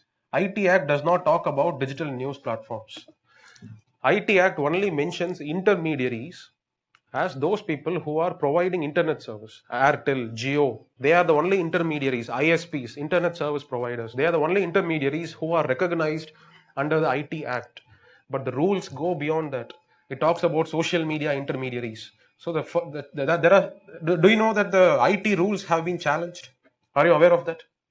The IT rules have been challenged in Supreme Court. On what grounds has it been challenged? What is the ground of challenge? The ground of challenge, see, right to privacy, okay. In what way is the right to privacy affected? Where is the right to privacy being challenged? It is challenged on the lines of Shreya Singhal case, section 66A of IT Act. Do you know there was a section earlier which was called as section 66A of IT Act? Shouldn't options A and B be right together? Oh, I'm sorry. Yes. I don't know why I made this mistake. Both are right. Maybe my question framing is not correct, but yes. Sorry. I'm confusing. It is bound by Code of Civil Procedure. This is not the correct answer. It is not bound by the Code of Civil Procedure. It is set up under the IT Act 2000. This is the advantage of tribunals. Of course, it is not bound by Code of Civil Procedure. I just made a mistake. It is option B, which is the right answer, not option A. Okay. Anyway, section 66A of IT Act was struck down in Shreya Singhal's case. The question is, which is not the correct answer? Okay, I am again wrong. Why are you confusing me? The statement is not correct.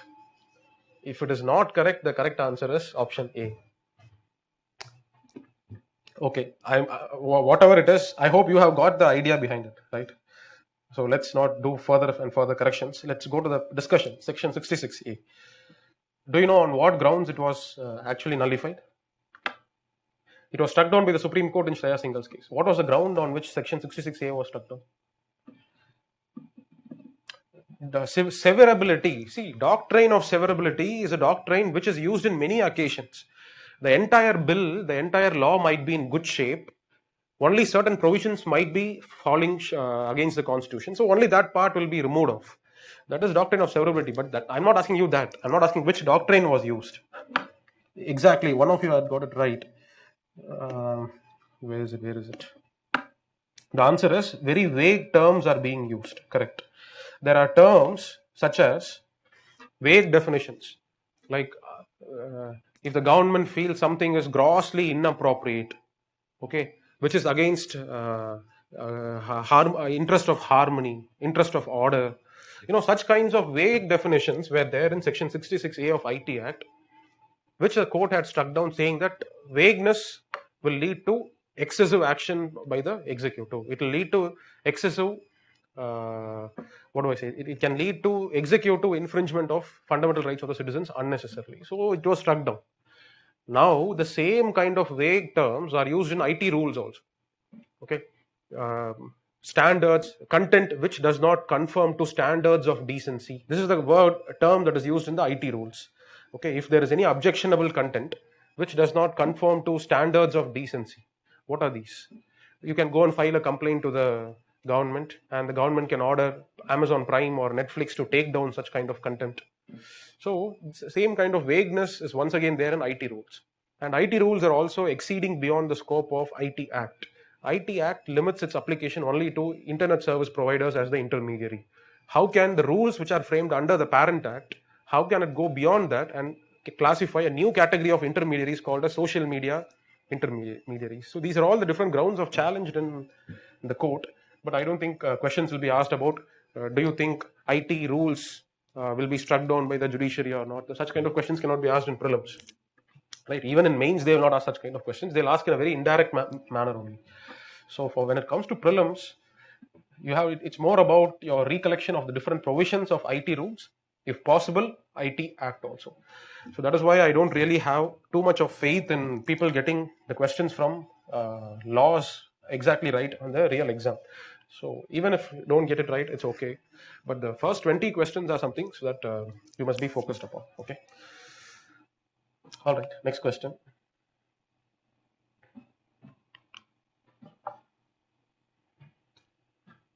Right to education also has been amended. So are you aware of the amendments?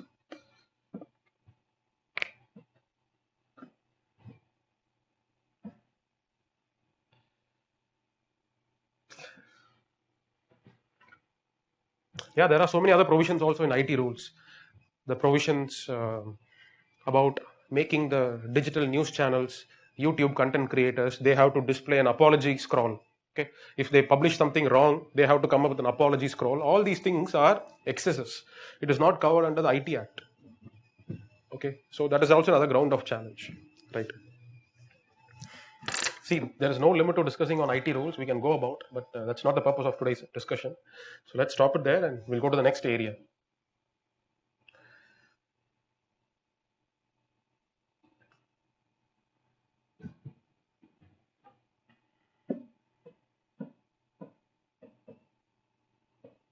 It is correct about Right of Children to Free and Compulsory Education Act.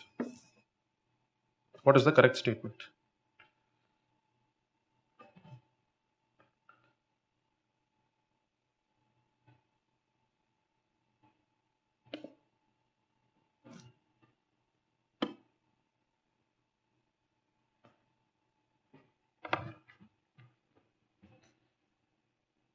I think we'll have to go fast.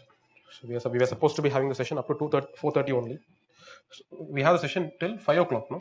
Is it 4:30 or 5? Session was planned for 2.5 hours. Okay, 5 o'clock. All right. So we still have time. Okay.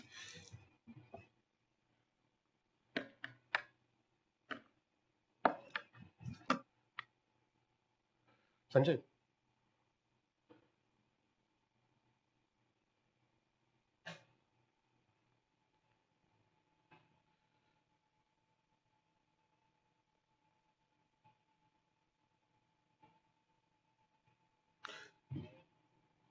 The Zoom ID password போட்டு கொடுத்துருங்க.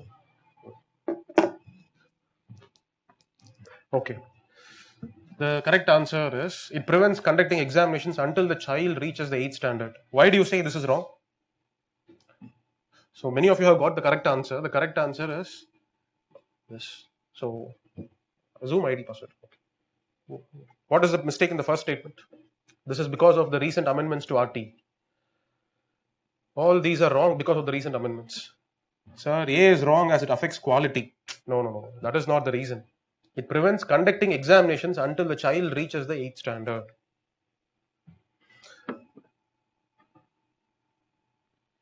Why did you choose this as wrong? COVID. No. See, earlier the provision of RTE Act was that up to 8th standard you will not have any exams. This is because of the no detention policy. Okay, students should not be retained. They should not be detained. There was a no detention policy, so students should be allowed to just pass from one class to the other until they reach the 8th standard. But because of that, we are facing some problems. Quality of education, the literacy levels are not functional enough for them to meaningfully call them as literate people, right? So because of that, now some amendments have been made. The amendment is that even in 5th standard also there will be an evaluation. Examination can be conducted before 8th standard at the time of 5th standard itself. Okay, this is the latest amendment that was actually brought in. So this statement is wrong. The Act provides discretion in the hands of state governments to decide on expulsion of students before the completion of elementary education. It's also wrong. Act is very clear. No student can be expelled from the school under any circumstances until he or she completes elementary education, that is 8th standard level. Till they complete that, no student can be expelled from the school. This is another provision that has been brought in the recent amendment. Because of the amendment, now this has become a part of the Act itself. Okay, the Act has been amended thrice since it's coming into force. No, it's just 2 times. So this is just a very random statement I have given. Whether you know it or don't know it doesn't matter. But you should just have this as a correct answer. Okay. So some let me see. Yeah. So acts and policies are very tough to attempt. It is. I have never trusted on your mastery of legislations. These are how the questions will be asked. Acts and laws, policies, you cannot depend on them as if they are your pillar of support to clear prelims. No. Make sure you don't get wrong. That is all that I can advise you. The ones which you are supposed to be getting right are the first 20 questions. These areas, try your best, but have a defensive approach. Okay, don't be very offensive. Don't think that you will be able to just blind guess something and get it right by some logic. You should be very careful. These are the areas where your marks can be pulled down. Okay, be a bit careful with acts. Okay, it is always tough. It was always tough for me also. The way questions are being asked these days, it's becoming even tougher having a knowledge about the provisions of the different acts. But let me at the same time, you should not eliminate your efforts, right? Your efforts, at least some bare minimum efforts must be put in, at least with respect to these 15 different laws, because they have been so conspicuously in the recent news. That is why you have to just put in some bare minimum efforts. Okay, I'm not asking you to just forget about these acts. 15 laws, not more than that. If you put effort to 15 laws, at least something, if possible, attempt. Otherwise, just forget about them. Okay, moving on. Yes. Do you remember last year there was a question asked in prelims? They gave 3-4 options: silimanite, chromite, right?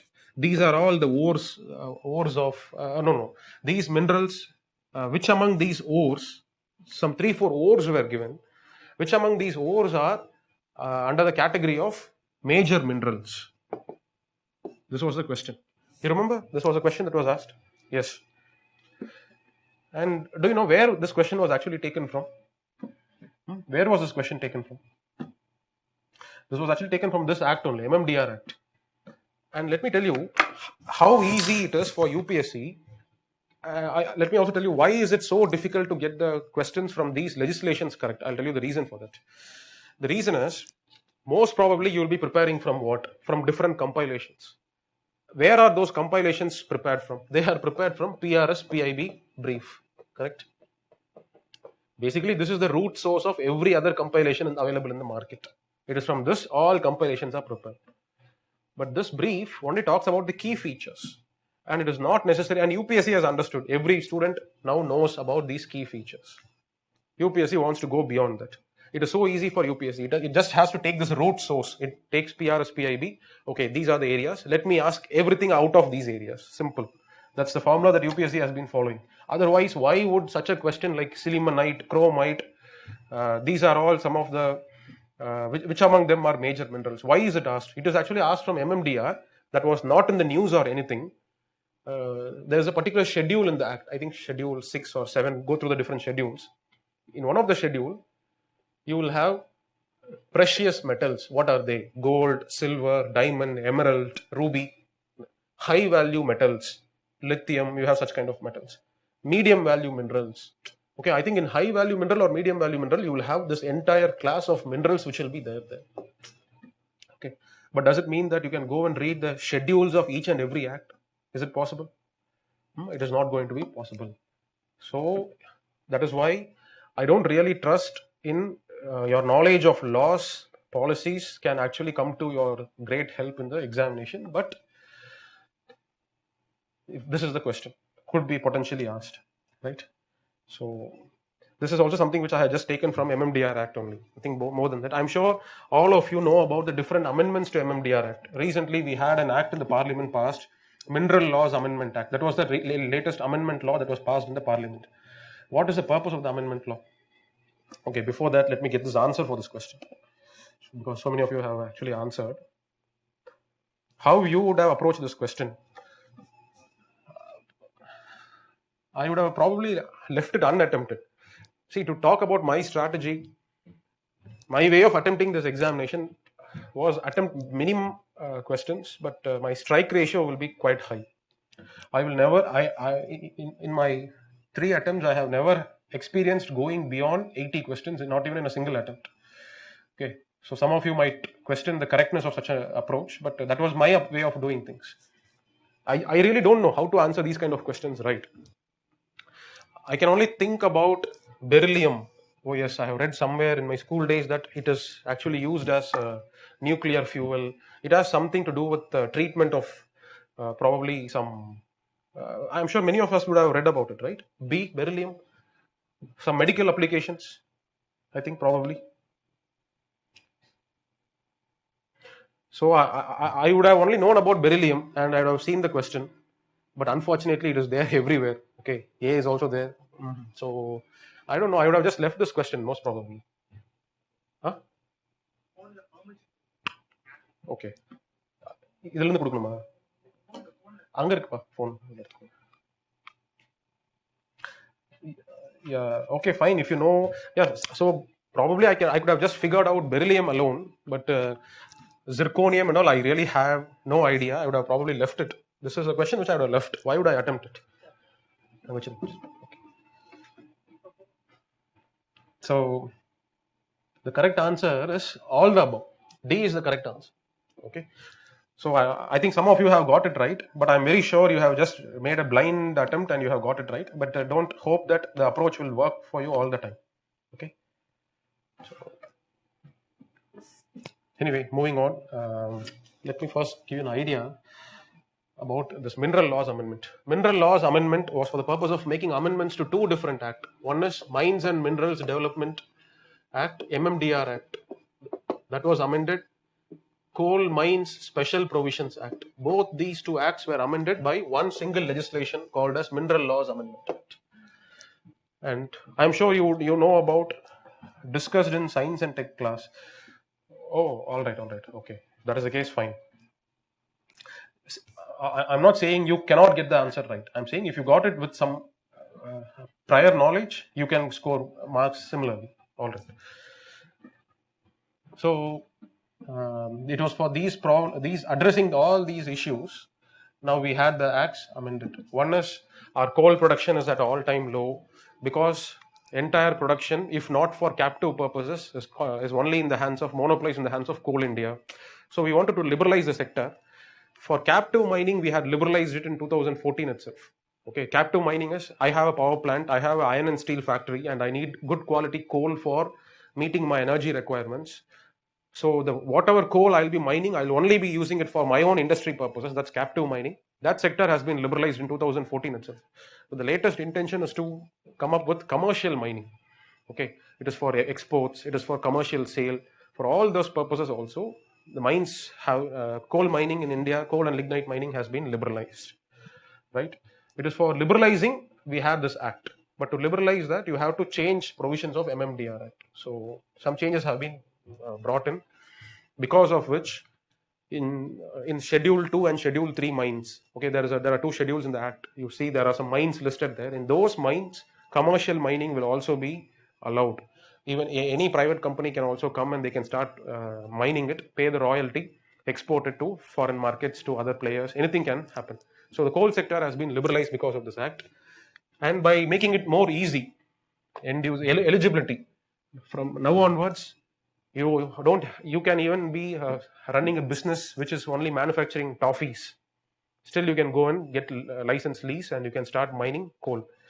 So such kind of conditionalities which are all earlier there, especially those conditions were brought in Coal Mine Special Provisions Act. It's because this act was brought in the aftermath of Coalgate scam, which happened. Okay, all ineligible companies which had no experience with coal mining, they were all given licenses. So a lot of accusations were there. So as a response, as soon as BJP came to power, this particular act was actually brought in. So the act is also seen to be very prohibitive. Many companies, just because they sit on huge amount of capital, they would want to now involve themselves in coal mining. But because of these conditions, it's not possible. So to rectify all those problems, we had amendments to these two acts. So some other benefits also. One is basically it is for simplifying coal mining activities in India. The procedures which were there were not very easy for doing business. For example, let's say I have been given a coal mine for 1 year lease. Okay, once my lease time is over, the entire environment process has to start from first. All clearances have to be got. After that, only I can start my operations. So that is all now done away with. Okay, even if my time period is over, I mean, even before the expiry period is over, I can start all my clearance process. That is one. Next is advance action for auctions. That is the same condition. That is, let's say I have a license for 2020 to 2021. It is after the expiry. After that, the state governments will go and they will start their auction. Until the expiry happens, they cannot start their auctions. But now this has also been made simple so that it allows for seamless, smooth operations. I don't think questions will be asked from all these kind of areas. Maybe these are all good points for discussion for mains answers, but not for prelims. Okay, these are all opinion based answers. Whether it can allow for more investments in the coal sector or not, those are all opinion based, right? Anyway, so you can go through PRS, get your various opinions, but be ready to face any kind of questions from these kind of areas in the exam. Moving on, next question. This is a simple question. Let me see if you can get this answer right.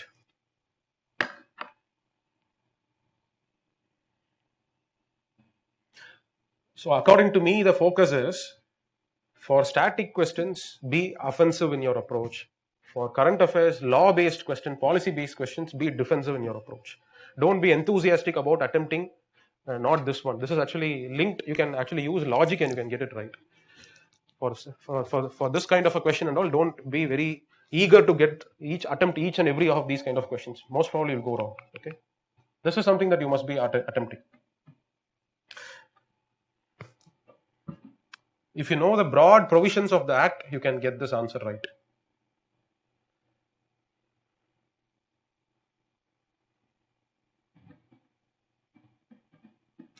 That's a very good answer. D is the right answer. I'm sure that you would have got these two correct. Okay, I believe it is here you would have had a problem.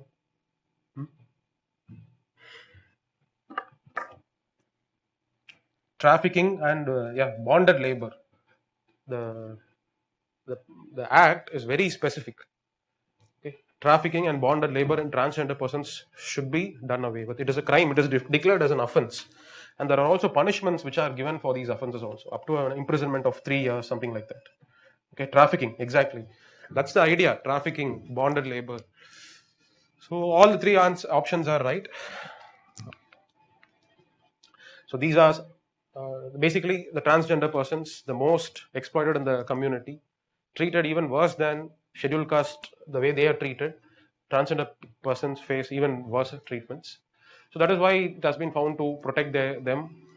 Many ways they are excluded from the normal activities of life, healthcare, education, even within their own families, access to toilets, employment opportunities. There is always exclusion, and nobody seems to be justifying the exclusion on any grounds. Correct? It is to protect the transgenders from being excluded, from being treated differently compared to the rest. You have this law called as Transgender Person Protection of Rights Act. Go through the PRS summary, find out. You will only find these kind of protections when you read the entire gist of the summary. Okay, so this is the answer. The answer is all the three options are right. They can go. They cannot be forbidden from going anywhere. Their right of access cannot be stopped. Their right of employment is also protected because of the law.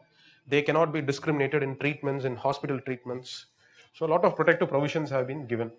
So one way is you should have a broad idea of the bill to understand why this law has been brought in. With that, if this kind of question is asked, get a proper link and get the answer right. Okay. Moving on.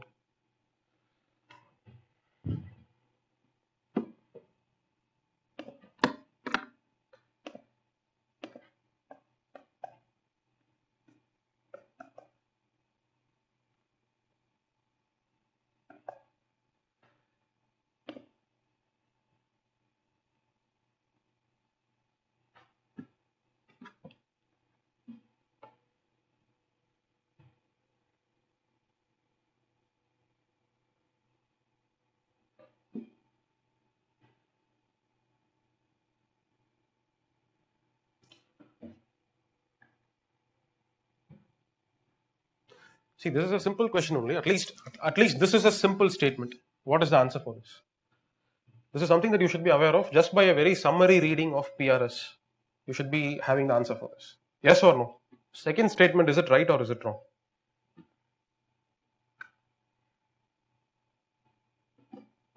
Okay.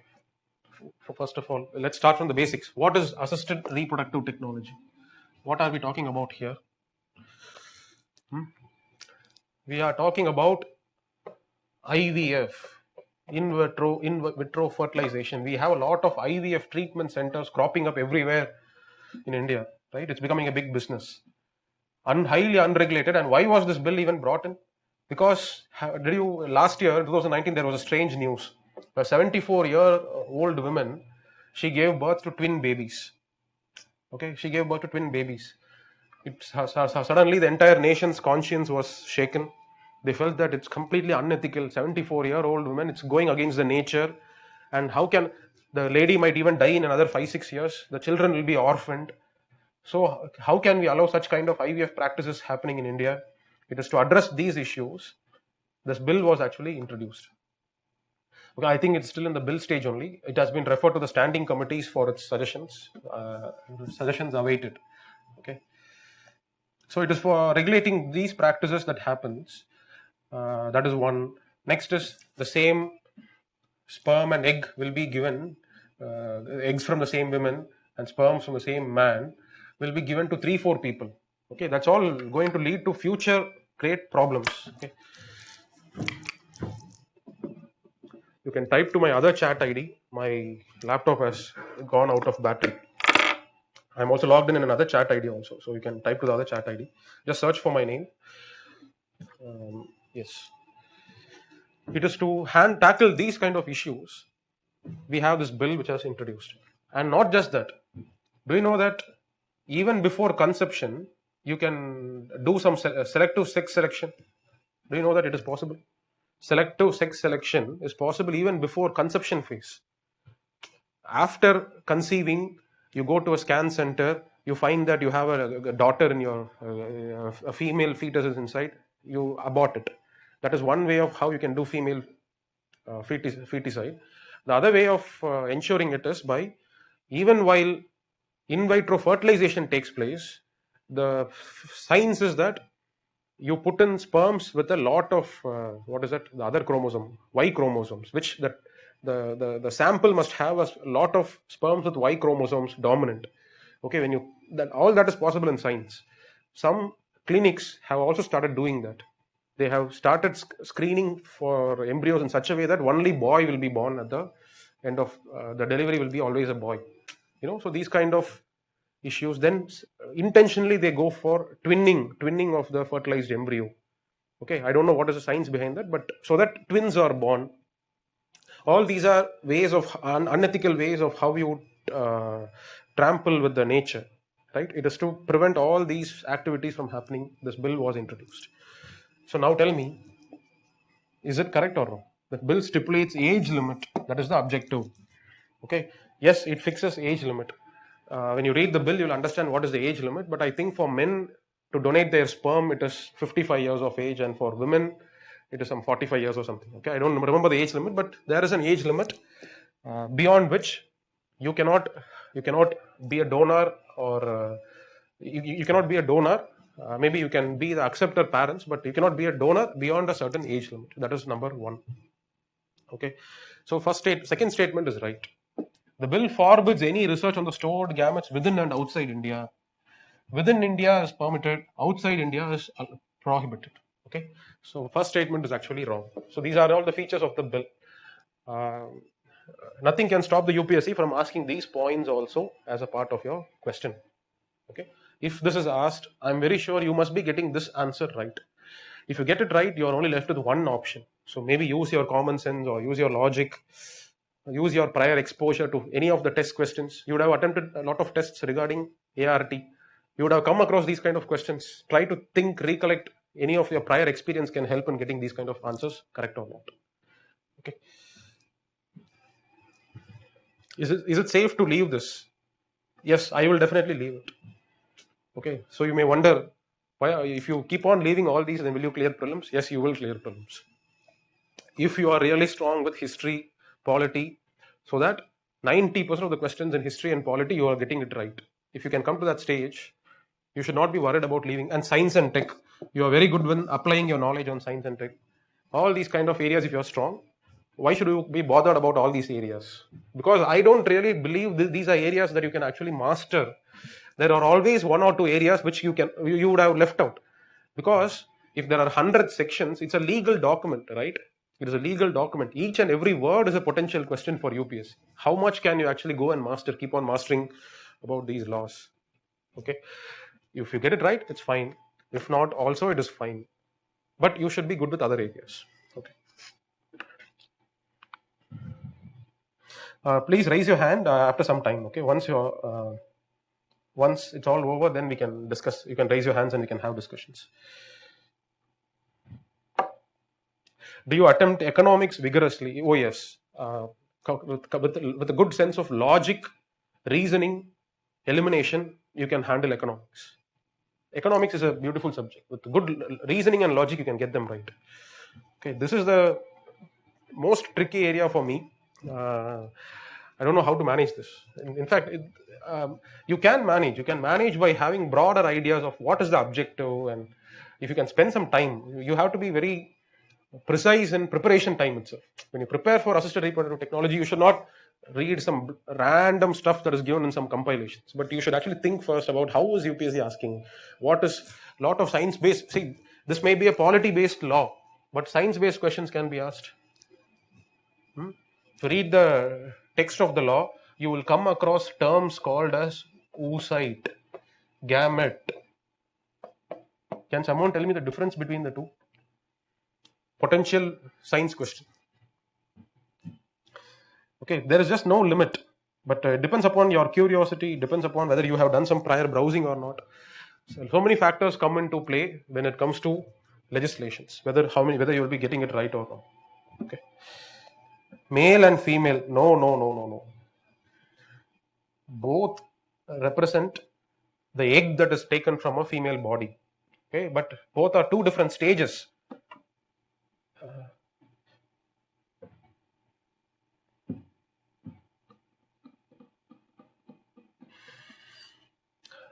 Yes, okay.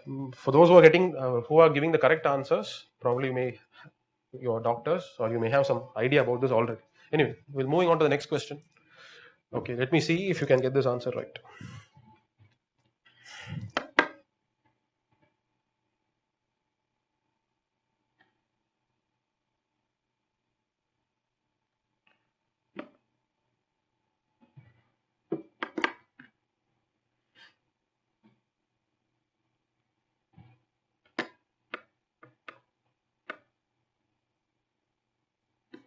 Immature and mature. Yeah, you're right. Answer is correct for the previous question. Okay, moving on to the next question. This is the next question.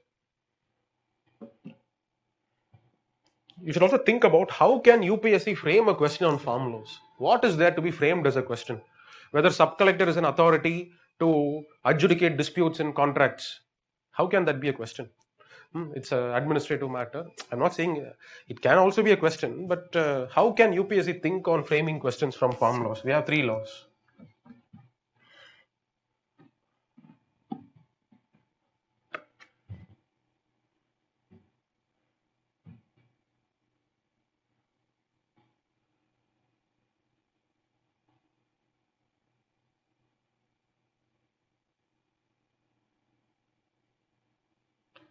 Okay, very lot of mixed opinions. This is the correct answer. It is the exclusive power of center to regulate the trade and commerce of essential commodities for public interest. No. We have an entity in concurrent list which allows the regulation on public interest. Both center and states can do that. States also have their own list of essential commodities. They have their own essential commodities acts. First statement is wrong. Okay, this is one. This is a part of Essential Commodities Act. So the recent farm laws, one among the 3 laws is amendments to Essential Commodities Act. Parent Act is Essential Commodities Act, which has been amended by one of the law, which is collectively called as farm laws. Okay, so you should know about the amendments. So are you aware of the amendments? What all has happened? I'm sure you will know about it. Your compilations, your PRS, PIB, all that will give you the idea about that. But the point of Essential Commodities Act is a new commodity to be added as an essential commodity list of essential commodities. It can be done by the center without the consultation. But to remove a commodity, it must be done after consultation with the state governments. Okay, this is the content in Essential Commodities Act. So this is right, this is wrong. 2 only is the correct answer. So statement 1 is vague. Is it vague? What is vague here? It is exclusive power of center to regulate the. See, you have to link it with the question. You cannot just take the statement alone and see. Link it with the question about trade and commerce of products that are deemed to be essential in nature. Even if this is not the question, there is no vagueness here. It is the power of center to regulate trade and commerce of essential commodities for public interest. This is how your list 3 reads. You go and read list 3. This is how the wording actually is. Okay. So I'm not sure I have an answer for your question whether it is vague or not.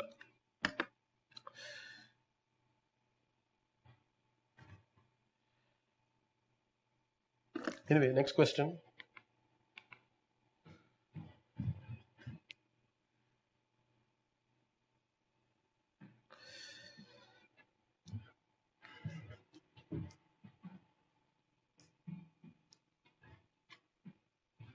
See, I did not do any discussion on farm laws because you have complete knowledge about it. But those knowledge might be useful for your mains, not necessary for prelims.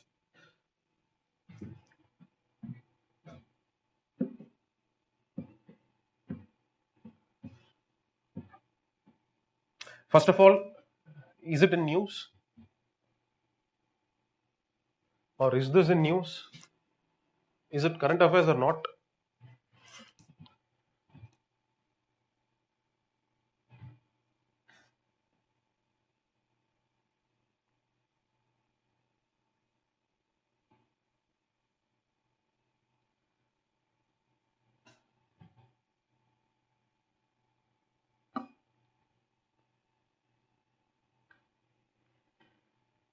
2013 amendment bill. No, it is recent amendment.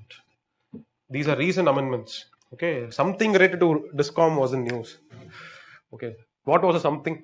Are you able to remember that something that was there in news? The bill was amended.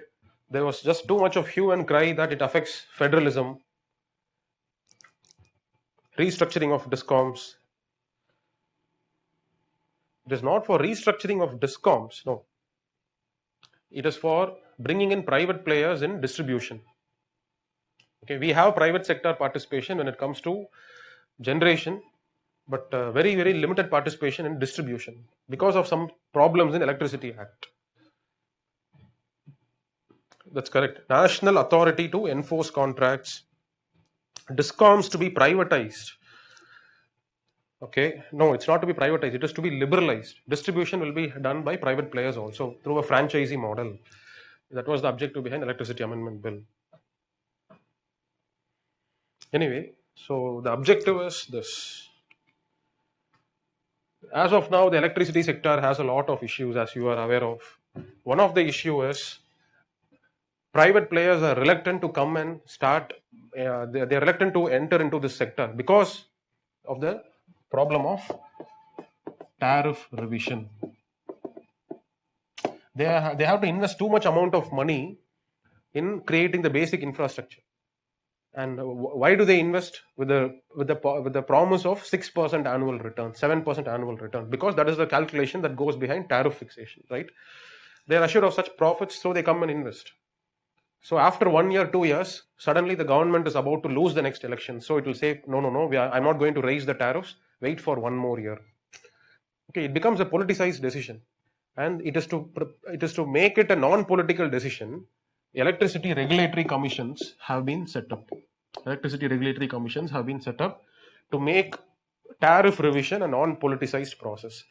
It will be headed by a group of bureaucrats, ex-bureaucrats, former bureaucrats, who will act independently in the interest of the both parties, the government as well as the private players. The problem is with these regulatory bodies. Are they really significantly independent? No, they are also susceptible to political pressures. Who are these bureaucrats? Retired chief secretary, retired secretary of the state electricity department. Same guys are there. Okay, so they have their obligations tied up with the government. So they are not taking any independent decisions. It is to prevent all this from happening. Now the government makes amendments.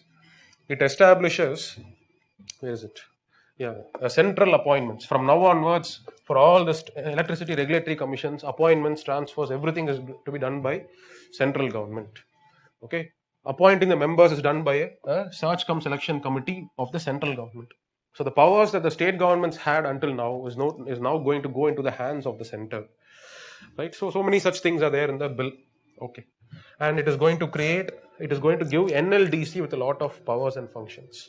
And there is a feature in the bill which makes it mandatory that each and every power producer has to mandatorily source 10% or 15% of their energy should come from renewable sources of energy, from wind or solar, hydro. Okay, that's called as renewable energy purchase obligations. All these have been made as a mandatory aspects of this bill. Okay, so one of the aspects is with respect to NLDC. It is based on that I have asked this question. NLDC was also in news last year when suddenly our Prime Minister had announced that at 8 o'clock everybody will shut down your lights. You will all light a lamp in your house. So everybody started speaking about NLDC. They started speaking about grid collapse. If such a sudden drop in power happens, can the grid stabilize? Okay, or the grid will collapse, and after that we'll have a complete blackout for a week or something. So all those kind of questions were also there. So at that time, there was a talk about NLDC, National Load Dispatch Center. Any answers?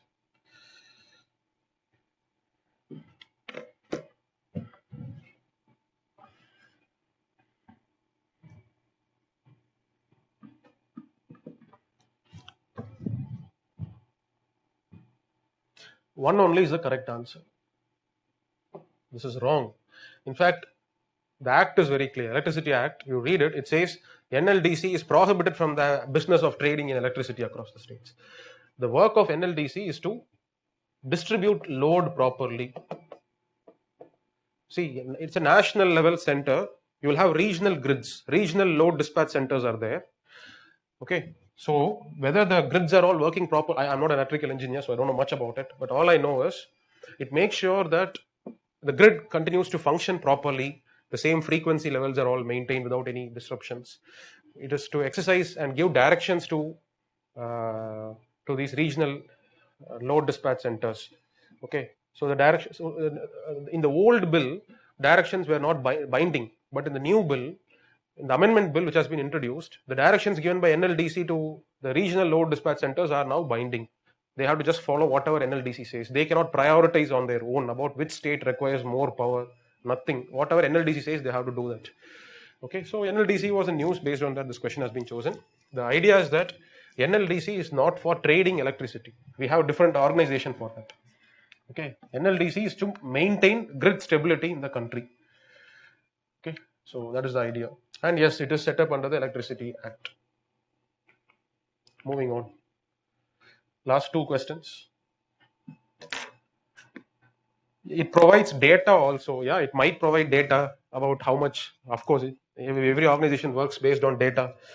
So it should be the case.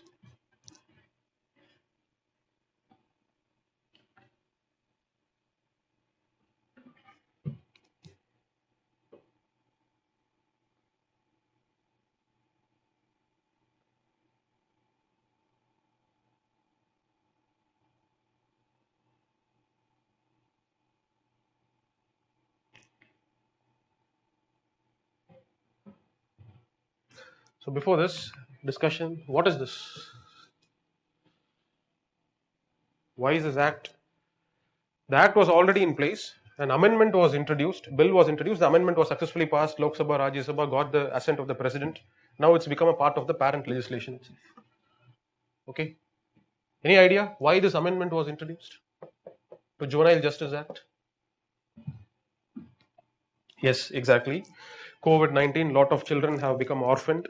So to allow for easy procedures for adopting such children, amendments were required for Juvenile Justice Act. One. Next is the kind of offences that are being done by children is becoming more and more serious these days, and they are taking excuse under the they are taking excuse under the pretext that they are minors, they are children less than 18 years. So there is a lot of need for reclassifying the different categories of offences. Okay, so it is for these two aspects uh, the bill was actually amended, right? So in the amendment, in the amended bill, you will find that earlier it was the decision if a person can become the legal adopted parent or not is not in the hands of executive. It is in the hands of the judiciary, courts, maybe district courts. District courts decided whether I am eligible to be the parent of an adopted child. Can I adopt or not? Not in the hands of executive, but right now, high courts, the judiciary, lot of pendencies. That's why the procedure was taking too time consuming. So adoption is made simple. District magistrate is now authority to allow adoptions to happen. This is the change that you find in the amended Juvenile Justice Act. Okay. In addition to that, uh, three different categories of offences are classified: petty, serious, and heinous offences. The ones which have more than 7 years of imprisonment: rape, murder, heinous offences.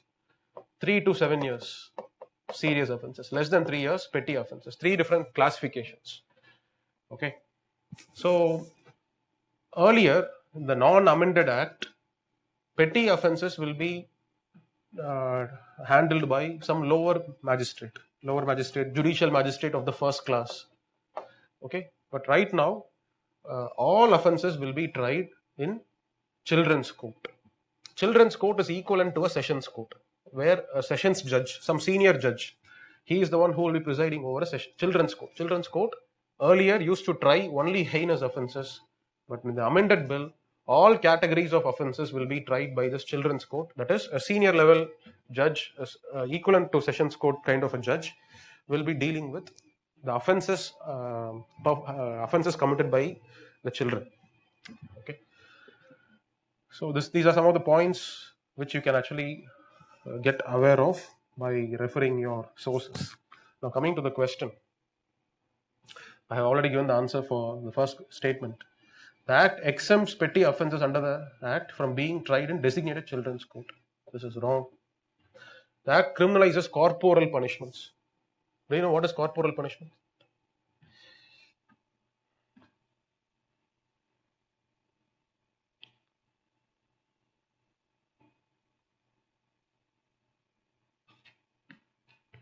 Death penalty is not corporal punishment. No.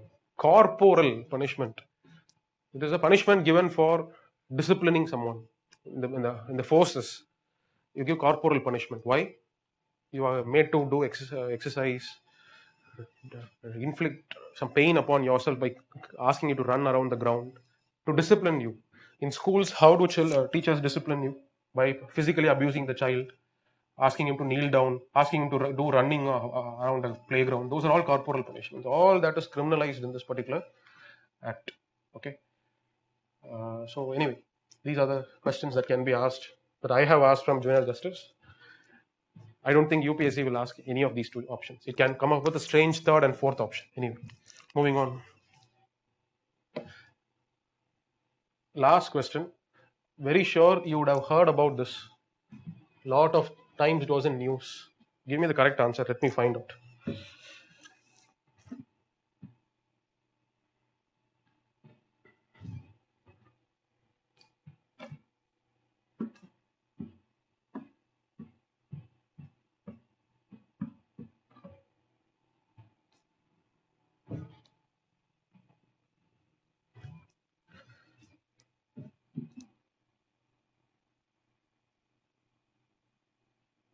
One of you has got it right. I'm waiting for others.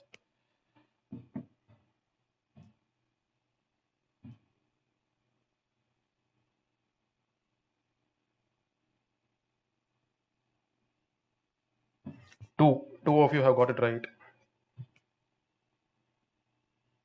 3, 4, 5. Okay, now the number is increasing. Anyway, this is the correct answer. The idea here is this is exempted, this is exempted. Can you go and file a complaint that I went to a massage parlor, the massage was not satisfactory? Can you go and complain? Or I went to a barber, the haircut was not good, like how it happened in my case. See, can you go and complain, make such kind of allegations? That's what is called as personal services. Okay, so personal services are exempted. It's very clear in the law. And another glaring omission in 2019 Act is that of healthcare. This is where patients who are subjected to unnecessary physical torture in the form of unnecessary procedures, right? So the criticism was that healthcare must also have been brought under the Consumer Protection Act, but which was left out. Okay, other kinds of goods and services, all other goods and services are all brought under Consumer Protection Act, but whereas healthcare is omitted. Whereas in the 2018 bill, healthcare was there, but in 2019 bill, healthcare was eliminated because there was so much of hue and cry from the medical fraternity. They were all now scared. Okay, and both sides have valid arguments. So very dicey thing to comment upon. So that is why it's not possible to go and so personal services are completely exempted. Healthcare is exempted from Consumer Protection Act. Only other services are all included. Okay, even lottery is also brought under the Consumer Protection Act. Okay, rules can be made to include lottery also, lottery, gambling, all these can also be brought under Consumer Protection Act.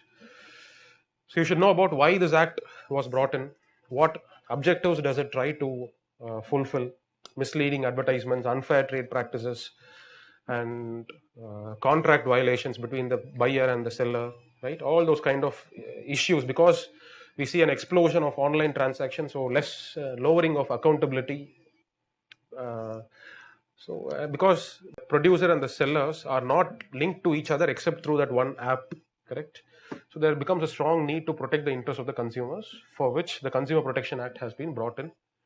You may go through it in PRS and find out various other objectives of Consumer Protection Act. PRS, as I see it, the utility of PRS is very good for mains. A lot of wonderful analysis is given, which is going to be the same copy paste in most of these magazines that you will get in the market. So PRS is good that way. But you can start your prelims preparation with the features that you find in PRS. But branch out beyond that if you have time. If you don't have time, forget about it. Even if you did not get a single question among these 10 questions right, you can still clear prelims. This is immaterial. Okay. So do well. Get your static areas right. Be cautious about these kind of areas. Have some logic before, at least if you can think about this one option. 4 should not be there. Okay. And now if you choose one number, I will be okay. Even though it's going to be wrong, it is still fine. Okay. But without anything, I'll just go and choose some answer. That is bad. Okay.